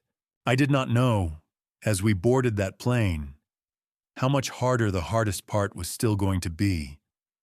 I thought the danger was all back home, in the trap and the money and the law. I was wrong, because the boy we were flying 8,000 miles to save did not want to be saved. We found him after 3 days. I will spare you the details of how. There were train rides through gray towns where no one met our eyes. A translator Andre had found. A small, cold city with a small, cold football club that took poor foreign boys and worked them like mules and called it an academy. Pilole did most of the talking, the running, the arguing. I watched my son move through that strange country like a man with a purpose for the first time in his life. And somewhere under all my fear, I was proud. And then, on the third day, in a muddy training yard behind a row of gray buildings, I saw him, Mateo. He was thinner than the photograph, taller, too. In that way, children grow when no one is watching. He was running drills in the cold with a dozen other boys, his breath fogging the air, favoring that bad knee just slightly the way he always had. And when he turned and saw me standing at the fence, an old man 8,000 miles from where he had last seen me, his face did something I was not prepared for. It did not light up. It closed. I had imagined this moment for 2 weeks. I had imagined him running to me, weeping, throwing his arms around the old man who had come to save him. That is the story we tell ourselves, that love arrives, and the child is simply grateful. But that is not what trauma does to a child. And Mateo, my Mateo, walked toward the fence slowly, his face shut like a door, and he said, in a voice gone flat and old, "Why are you here?" "I came to bring you home," I said, and he laughed. It was the worst sound I have ever heard a child make, a short, bitter laugh that belonged on a man 4 times his age. "Home," he repeated. "I do not have a home. I was never going to a home." He gestured at the gray yard, the gray sky. "This is what I am for." He paused, and then he said the thing that I understood in that moment. They had spent months pouring into him like poison. I heard what I am worth. I am the broken one, the discount. You do not come all this way for the discount. And there it was. They had not just sold his body across an ocean. They had sold him a story about himself. They had taken a boy and convinced him he was exactly the thing Lucia had spent her life proving he was not. A unit, a price, damaged goods. And the cruelest part was that he believed it now. He had folded the lie up small and swallowed it. the way I once swallowed the laughter of men throwing fruit. Pilol started forward, ready to argue, ready to promise him a better life. I put my hand on my son's arm and stopped him, because I knew, suddenly and completely, that you cannot argue a child out of a lie that deep. You cannot promise it away. I had tried to outrun that exact lie for 50 years, and promises had never touched it. There was only one thing that had ever reached it. So I did not tell Matteo he was worth saving. I did not tell him he was loved or talented or special. He would not have believed a word of it. Instead, I told him a story. I told him about a boy in a favela with no shoes. I told him about a real field and clean jerseys and grown men who threw bananas and made sounds like animals and called that boy a monkey who would never belong. I told him how that boy went home and asked his mother why they hated him. And I told him what she said, that some people have to make you smaller so they can feel taller, and that the answer is not to believe them. The answer is to grow. Matteo had gone very still at the fence. For the first time, the door in his face opened. Just a crack. They told you that you are damaged. I said, I know that word. A whole stadium of people once decided I was less than human, and they were louder and richer and more certain than these men will ever be. And they were wrong. Not because someone came and told me they were wrong, because I decided not to let the people who threw fruit get to choose who I was. I knelt down, my bad knee screaming on the cold ground, so that I was below him, looking up at this child the way my Lucia would have. You are not the discount, I said. You are the proof. You always were. And the only person on this earth who gets to decide what you are worth is standing inside your own skin. Not them. Not me. You. But I will tell you this. There is a field with your name on it, 8,000 miles from here, and a patch of grass that has been waiting for your feet. I am not here to save you. Matteo.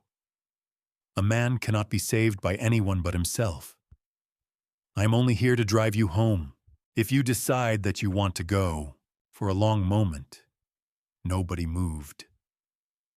The other boys had stopped their drills.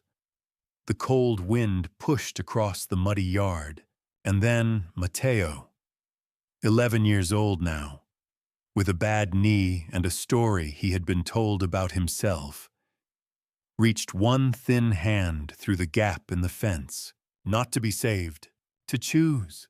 I took his hand, and my son put his coat around the boy's shoulders, and we walked out of that gray place together. 3 generations of children the world had tried to turn into things, walking out into the light on our own 2 feet. The journey home is its own story. The lawyers, the boarders, the calls to Andre.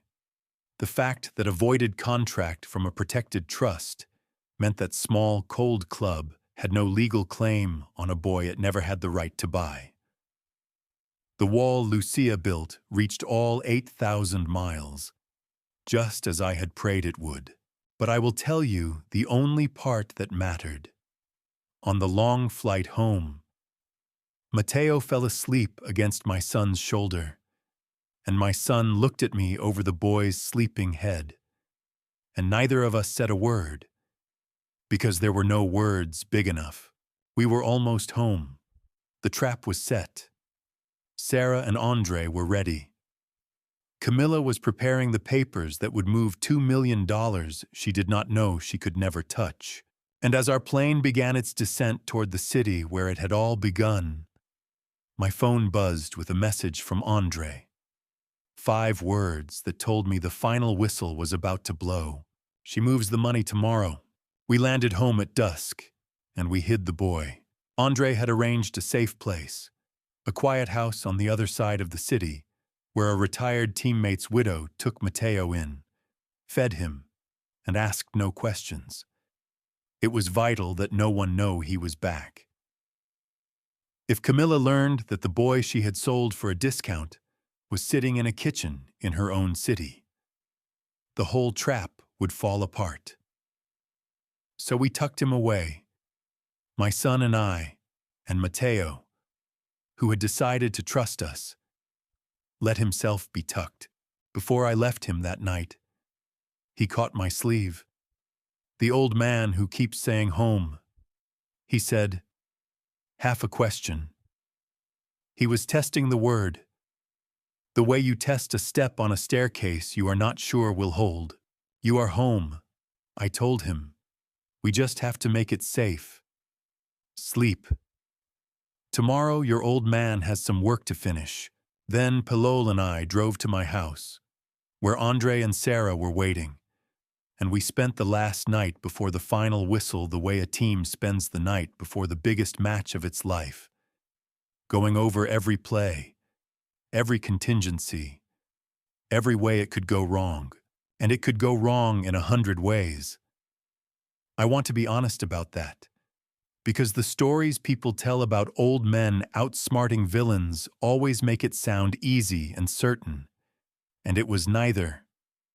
If Camilla grew suspicious, if Victor moved the money through a different account than we expected, if the federal agents were a minute too slow, or the bank's alarm a minute too early, if my son's nerve broke when he had to stand in that room and smile at the woman he was betraying, any one of those, and they would scatter like roaches, and the 11 boys still scattered across Europe would stay lost forever. So we did not celebrate, we prepared. It was Sarah who told me the thing that has stayed with me longest, the thing that turned my fear into something harder and clearer. We were going over Victor's records one last time, and she pulled up an email he had written to a club, a casual note arranging the sale of 2 boys. And in it, Victor had written a sentence so cold that even Sarah, who had spent her life in this filth, went quiet reading it. He had written, "The product from this region is cheaper because the supply is endless. No one counts these children. No one comes looking. No one counts these children. No one comes looking." I sat with that sentence a long time, because it was the whole thing. Was it not? It was the engine underneath all of it. Victor did not hate those children. Hatred would have been almost human. Victor simply did not see them as children at all. He saw a region full of poor brown boys with no fathers and no papers and no one to count them, and he saw a supply, an endless, renewable, uncounted supply of product. That is the sickness. My friends, it does not always come with a slur and a thrown banana, though it can. Sometimes it comes in a clean suit, with good manners, calling itself business. The men who threw fruit at me when I was 9 at least had the decency to be cruel to my face. Victor was something colder. He had simply decided, somewhere along the way, that certain children did not count as children, and I understood, sitting at Lucia's table, that this was what my whole life had been a war against. Long before I knew it, the goal I scored, the field I built, the boy I had just carried home across an ocean, all of it was one long argument with that single sentence. No one counts these children. I count them, I said out loud. Andre looked up. Sarah looked up. I count every one of them. And tomorrow, I am going to make Victor stand in a room and watch me count. Then I told them about Camilla, because I had finally understood her too. That night, Sarah had asked me, almost gently, whether I thought Camilla was as cold as her father, whether she truly felt nothing for those children, or for my son. And I thought about the pause on the phone, the little intake of breath when I mentioned Lucia, the way she had used my dead wife's memory as a crowbar without a flicker of hesitation. Victor sees the children as product. I said, Camilla is worse, in a way. Camilla sees everyone as product. Her father, her husband, me, the children. She does not divide the world into people and things, the way Victor does. To Camilla, everything is a thing. Everything is a lever to be pulled, a price to be set, a tool to be used. She married my son because he was a useful, trusting tool. She called me Papa because it was a useful word. There is no monster behind her sweet voice, no rage, no hatred. There is just a ledger, and on it, everything has a number. Even love. That is the most dangerous kind, Andre said quietly. Yes, I said, because you cannot reason with it. You cannot shame it. You can only take away the one thing it understands. The numbers. Tomorrow. We take away every number she has. We worked until 2 a.m. Then Andre and Sarah went to sleep on whatever they could find, and the house went quiet. And I found myself standing at the window of my office, looking at the photograph of Matteo, now propped beside a second photograph, Lucia, the two of them, side by side, the proof, and the woman who taught me the word. My son came and stood beside me. He had not slept either. Are you afraid, Papa? He asked. Yes, I said. I would be a fool not to be. He was quiet a moment. Then he said, what if it goes wrong tomorrow? What if she sees it coming? I put my arm around my son's shoulders. This man I had wasted 30 years failing to know. And I told him the truest thing I have ever said. Then we will have tried and failed, doing the right thing. And that is still worth 1,000 times more than what they have, which is everything, gained by doing the wrong one. We are not going into that room tomorrow to win, son. We are going in to count the children. Whether we win or not, that counting is the whole point. That is the goal. Everything after is just whether the ball goes in. We stood there a long time, my son and I, watching the lights of the sleeping city. And somewhere across that city, in a beautiful house, a woman with a sweet voice was laying out papers on a table, smiling to herself, certain that tomorrow she would move $2 million and finish the foolish old man for good. She had no idea the old man had already woken up. She had no idea the whistle was about to blow. The signing was set for 10 o'clock in the morning, in a glass conference room downtown that Camilla had chosen because it looked important. I remember the light. Everything in that room was glass and steel, and the morning sun came through the windows and lay across the long table in hard, bright stripes. Camilla had arranged it like a celebration. There were folders laid out in a neat row, a silver pen beside mine, even a small vase of white flowers, as if we were there to sign a wedding instead of a betrayal. She looked beautiful that morning. She always did. She wore the soft, warm smile she wore for me, the daughter's smile, and she kissed my cheek and called me Papa and told me how happy Lucia would have been to see this day. Victor sat at the end of the table in an expensive suit, smooth and silent, watching me the way a man watches a deal he has already won. My son sat beside me, and I prayed his face would hold. It did. He had become, in 2 weeks, a far better actor than his old father. Across the city, I knew. Andre and Sarah were watching the trust accounts, and somewhere nearby, men in plain suits were waiting for a signal. All I had to do was let Camilla move the money. Let her pull the 2 million toward Victor's hidden company, into Lucia's wall, and the alarm would do the rest. It should have been simple. Sign the papers, watch her transfer the funds, wait for the door to open. But Camilla was cleverer than I had given her credit for.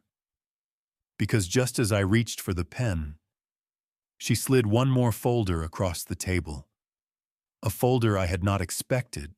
Before we sign, "Papa," she said, in that gentle voice, "there is just one small formality. For the philanthropists, they need to know the academy is in stable hands. So I had a doctor prepare a simple assessment, just a signature confirming you are of sound mind to make this gift." She opened the folder, and my blood went cold. It was a psychiatric evaluation, already filled out, already signed by a doctor I had never met, and it did not say I was of sound mind. It said the opposite. It described an elderly man in decline, grief-stricken, confused, prone to paranoid delusions about his family. A man not competent to manage his own affairs. I understood it instantly, and the brilliance of it took my breath away. This was her insurance, her counter-trap. If I ever woke up, if I ever accused her of anything, this document would already exist, dated today, declaring me a confused old man not to be believed. She was not just stealing the money. She was preparing to have me declared incompetent, so that any word I ever spoke against her would sound like the ravings of a senile old fool grieving his dead wife. And worse, if I signed today as a man declared mentally unfit, then my signature on the endowment was worthless, which meant the money would not move the way we needed it to. The trap would not spring. The whole thing would collapse, and I would have handed her, in writing, the proof that I was mad. It was a perfect move. I sat there with the silver pen in my shaking hand, and for one terrible moment, the old fear came back. What if she was right? What if I was just a confused old man who had imagined all of it? Then I looked across the table at my son, and I saw his hand had gone white where it gripped the chair. And I thought of Mateo, safe in a kitchen across town, the boy who had reached through a fence to choose. And I thought of Lucia, building her wall in the dark, trusting that someday I would wake up. I was awake, and I did not break. I set the pen down, very gently, and I smiled at Camilla, the warm, foolish smile she expected. And I said, "Of course, my dear. Anything for the philanthropists. Although, I must say, it is a strange thing to call a man confused on the very morning he finally understands everything clearly." Something flickered behind her eyes, the smallest crack. "You see, Camilla," I went on, still gentle, still smiling, "I did read something this week. After all, I read every word of it, and I made a phone call to confirm that the doctor whose name is on this paper has never examined me, never met me, and signed 3 blank evaluations last month for a fee paid by a company called Meridian Youth Development." The crack in her face widened. Victor sat up straight at the end of the table. I reached into my own jacket then, with a hand that had stopped shaking, and I set my phone on the table between us. And I pressed play. It was a recording, a federal investigator, confirming that the evaluation was fraudulent, that Meridian was under investigation, that the document Camilla had just slid across the table to declare me insane was itself a crime, recorded and witnessed. The moment she opened that folder, the room went very quiet. The white flowers sat in their little vase. The sunlight lay across the table in hard, bright stripes. Camilla, I said, and I let the foolish old man fall away from my voice completely, so that what was left was the boy from the concrete slab who had kept a promise for 20 years. You spent 2 years studying the old man I had become. You should have spent one afternoon studying the boy I used to be. She reached for the folders, fast, to gather them, to run. But it was too late. I had let her bring the trap into the room herself, and now it had closed on her. "Sit down," I said quietly. It was not a request. And she heard it. Victor stood instead. "I do not have to listen to this," he said, his smooth voice cracking at last. "Camilla, we are leaving, and that is the moment, my friends. That is the exact moment the whistle blew, because the glass door of that bright conference room opened, and 2 men in plain dark suits stepped through it, calm and unhurried, the way men move when all the exits are already covered. One of them looked at Victor, still half risen from his chair, and then he looked at the folder on the table, the false paper meant to bury a grieving old man, and he said, "Nobody is leaving." 2 men in plain suits, and the whole room changed.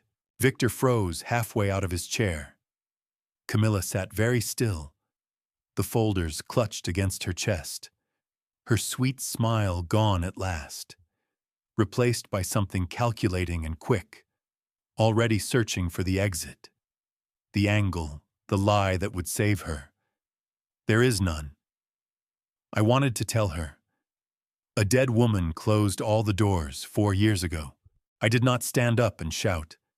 I had promised myself I would not be the loud, raging old man they expected. So I stayed in my chair, my hands folded on the table, and I let Andre speak, because this was the part he had built his whole career toward. He came through the glass door behind the agents, my oldest friend, carrying a single thick folder, and in his calm courtroom voice, he explained to the room what these 2 had never bothered to learn. He told them about the trust, about the irrevocable wall Lucia had built 4 years ago, before Camilla ever held a key. He explained that the field, the academy, the children's fund, and as of this week, the $2 million endowment, were all protected assets, owned by no single person, governed by a charter that no power of attorney on earth could override. And then he told them the thing that made Victor's face go gray.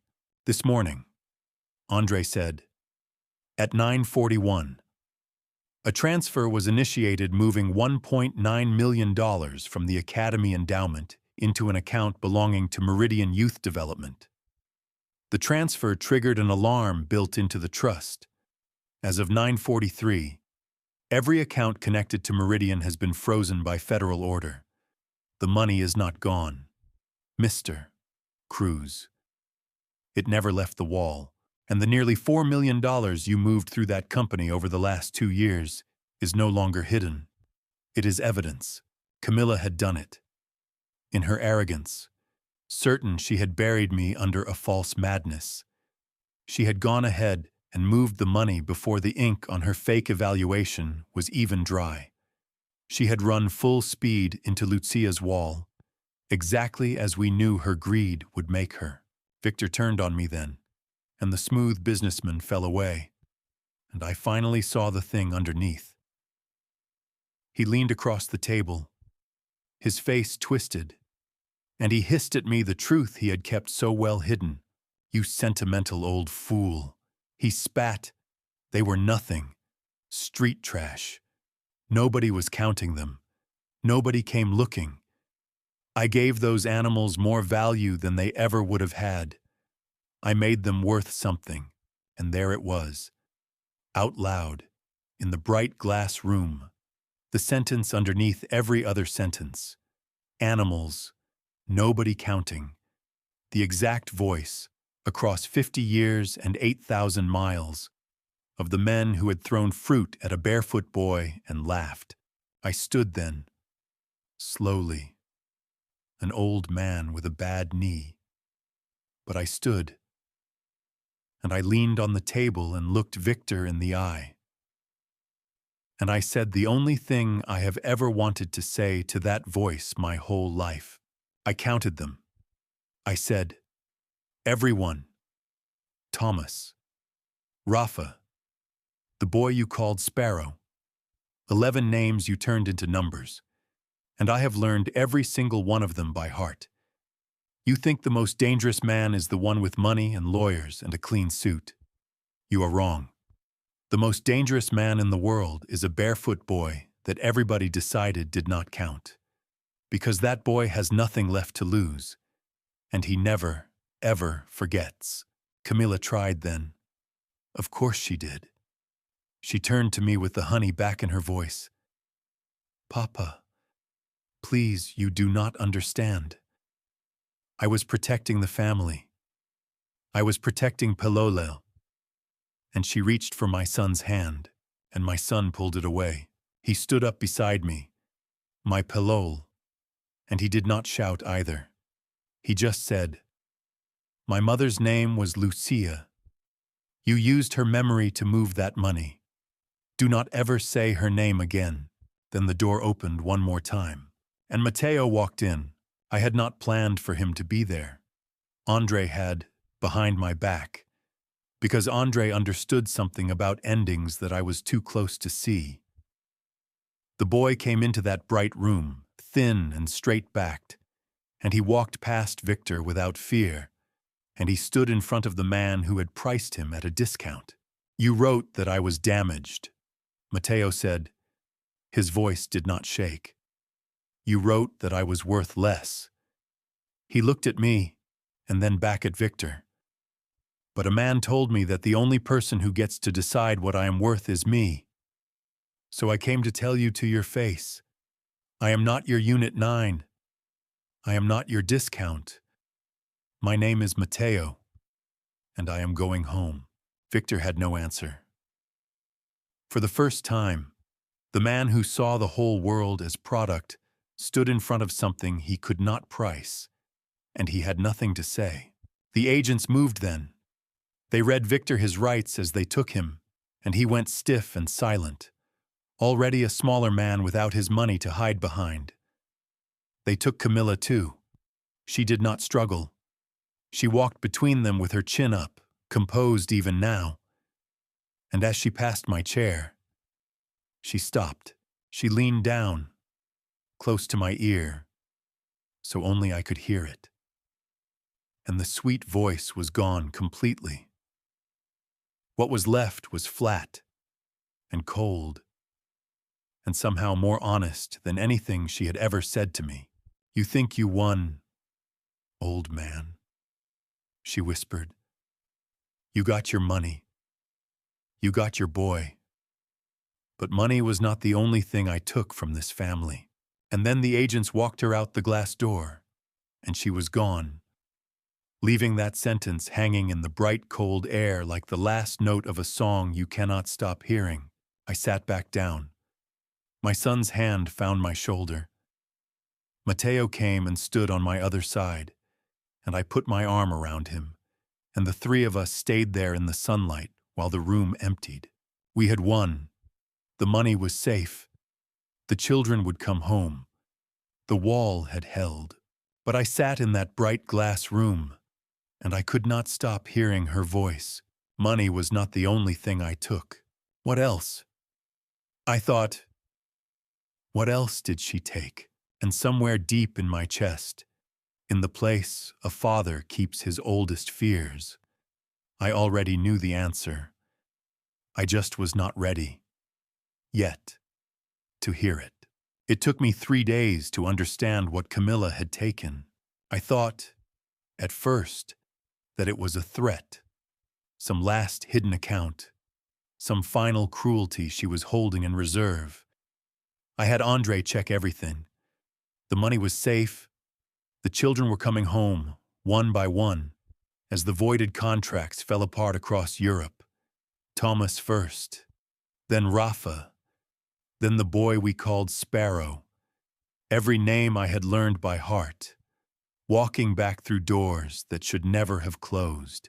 But Camilla's words sat in my chest like a stone, and I could not understand them until the third evening, when my son came to me holding something he had found while clearing out the house he no longer shared with her.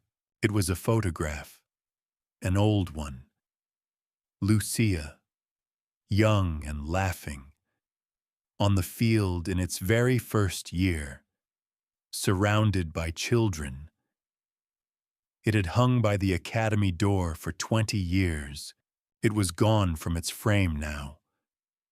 Camilla had taken it. Of all the things in that house, all the money and jewelry and proof she might have grabbed, the thing she had chosen to steal, in the end, was a photograph of my dead wife. And then I understood. And it was so much smaller and so much crueler than any threat. She had not taken it because it was valuable.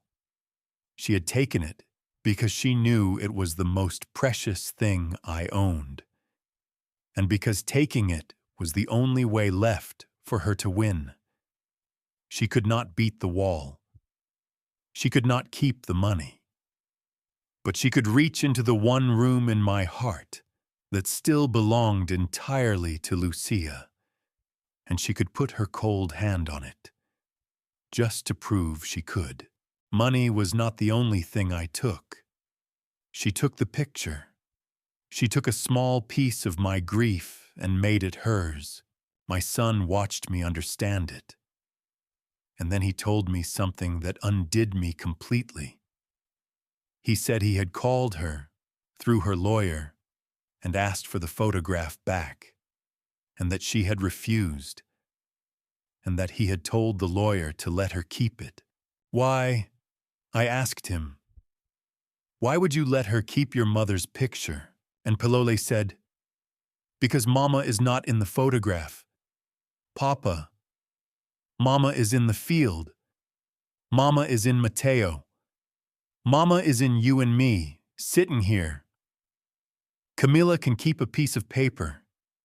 She cannot take a single thing that actually matters, because she never once understood what mattered. That was always her whole problem. He had become so much wiser than me. My son. The boy I had named after a king.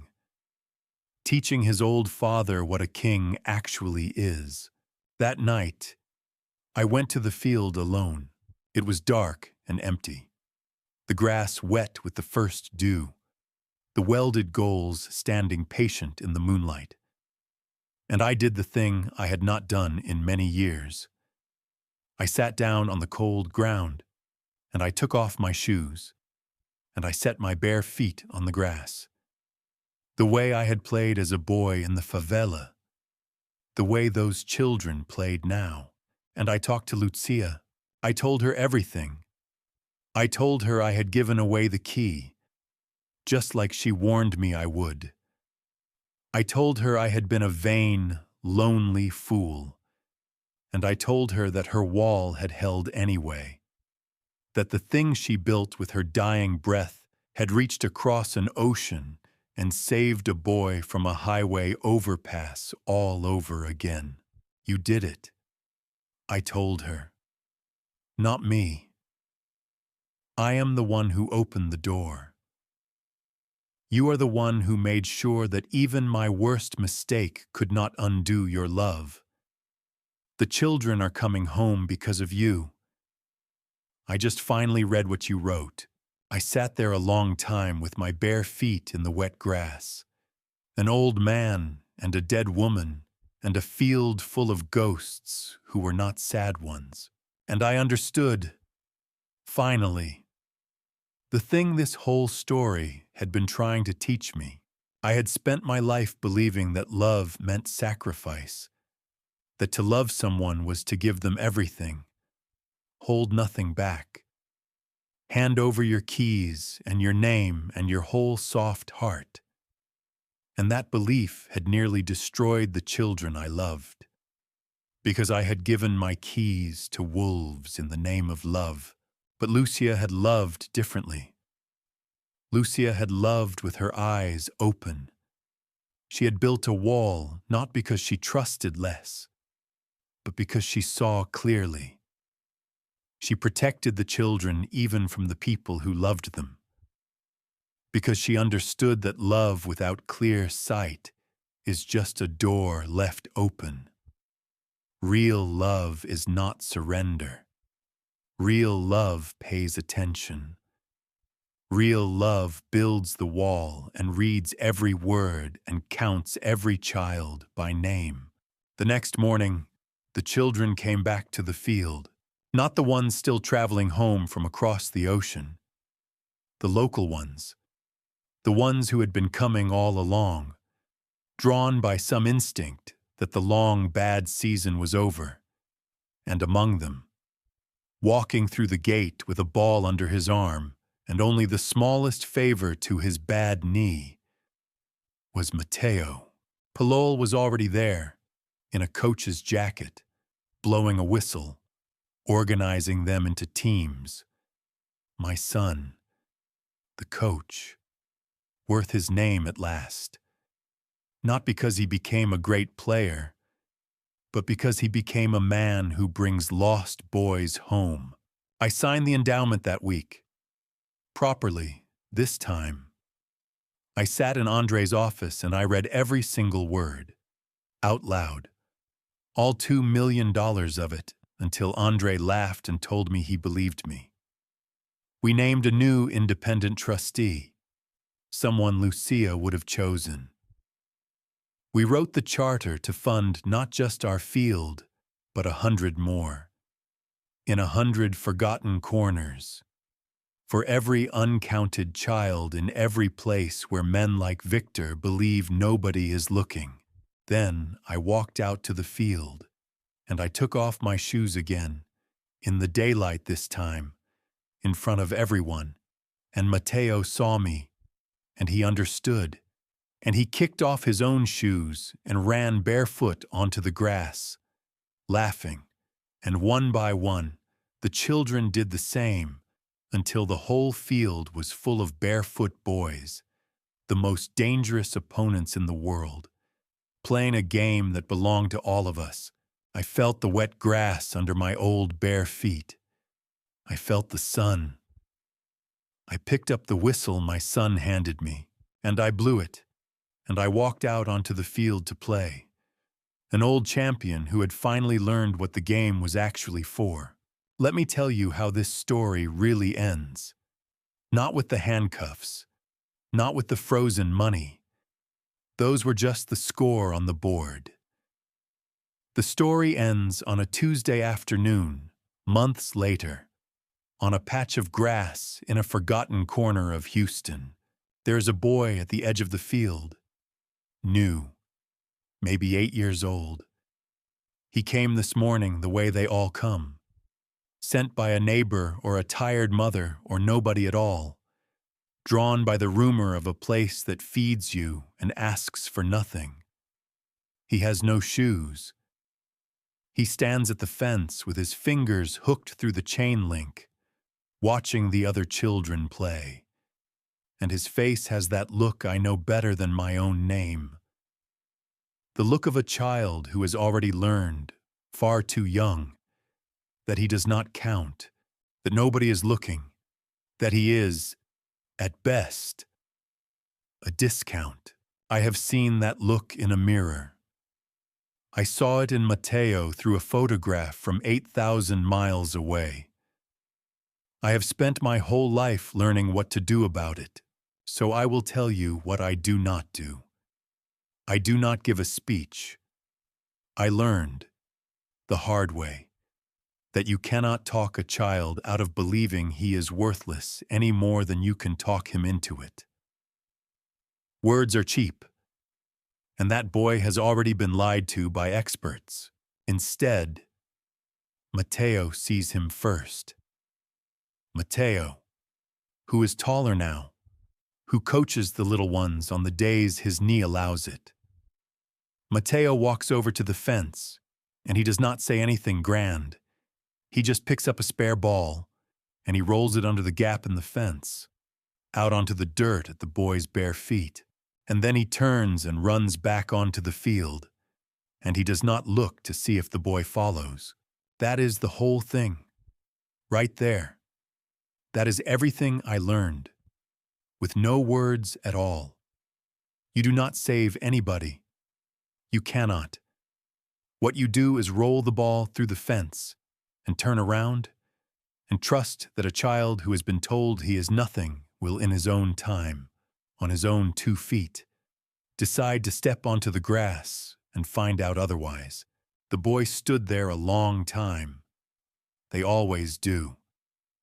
And then, when he thought no one was watching, he toed the ball, just once.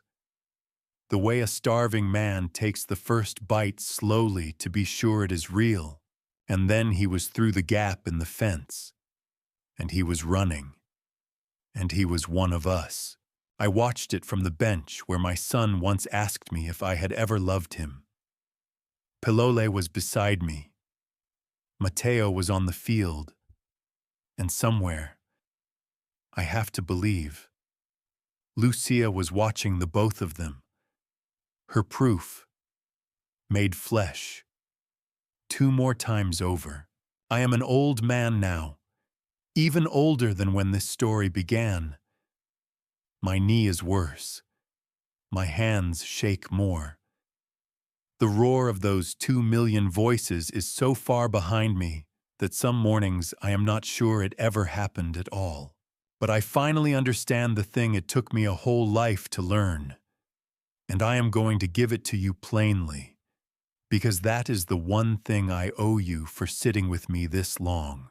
They told me I was too old to matter, and I believed them. For a while. I thought my best day was the day I scored, that the man I used to be was the only man worth being. But the goal was never the point. The crowd that chants your name will forget it by morning. The glory you bleed for fades the moment your legs slow down. The point was the pass. The point was always the pass. The last and best thing a champion ever does is not score for himself. It is to put the ball at the feet of the one coming up behind him. The small one, the forgotten one, the one nobody is counting, and let him run. That is what I want you to take from this. Especially if the world has started telling you that you are finished, that you are too old, too tired, too far past your best days to matter. Do not believe them. Your best days were never the ones the crowd cheered. Your best days are the quiet ones, still ahead of you. When you roll the ball through the fence for someone who has no idea yet what they are worth, you are not finished. You are simply standing at the edge of the grass, waiting to make the most important pass of your life. So here is what I ask of you, my friend.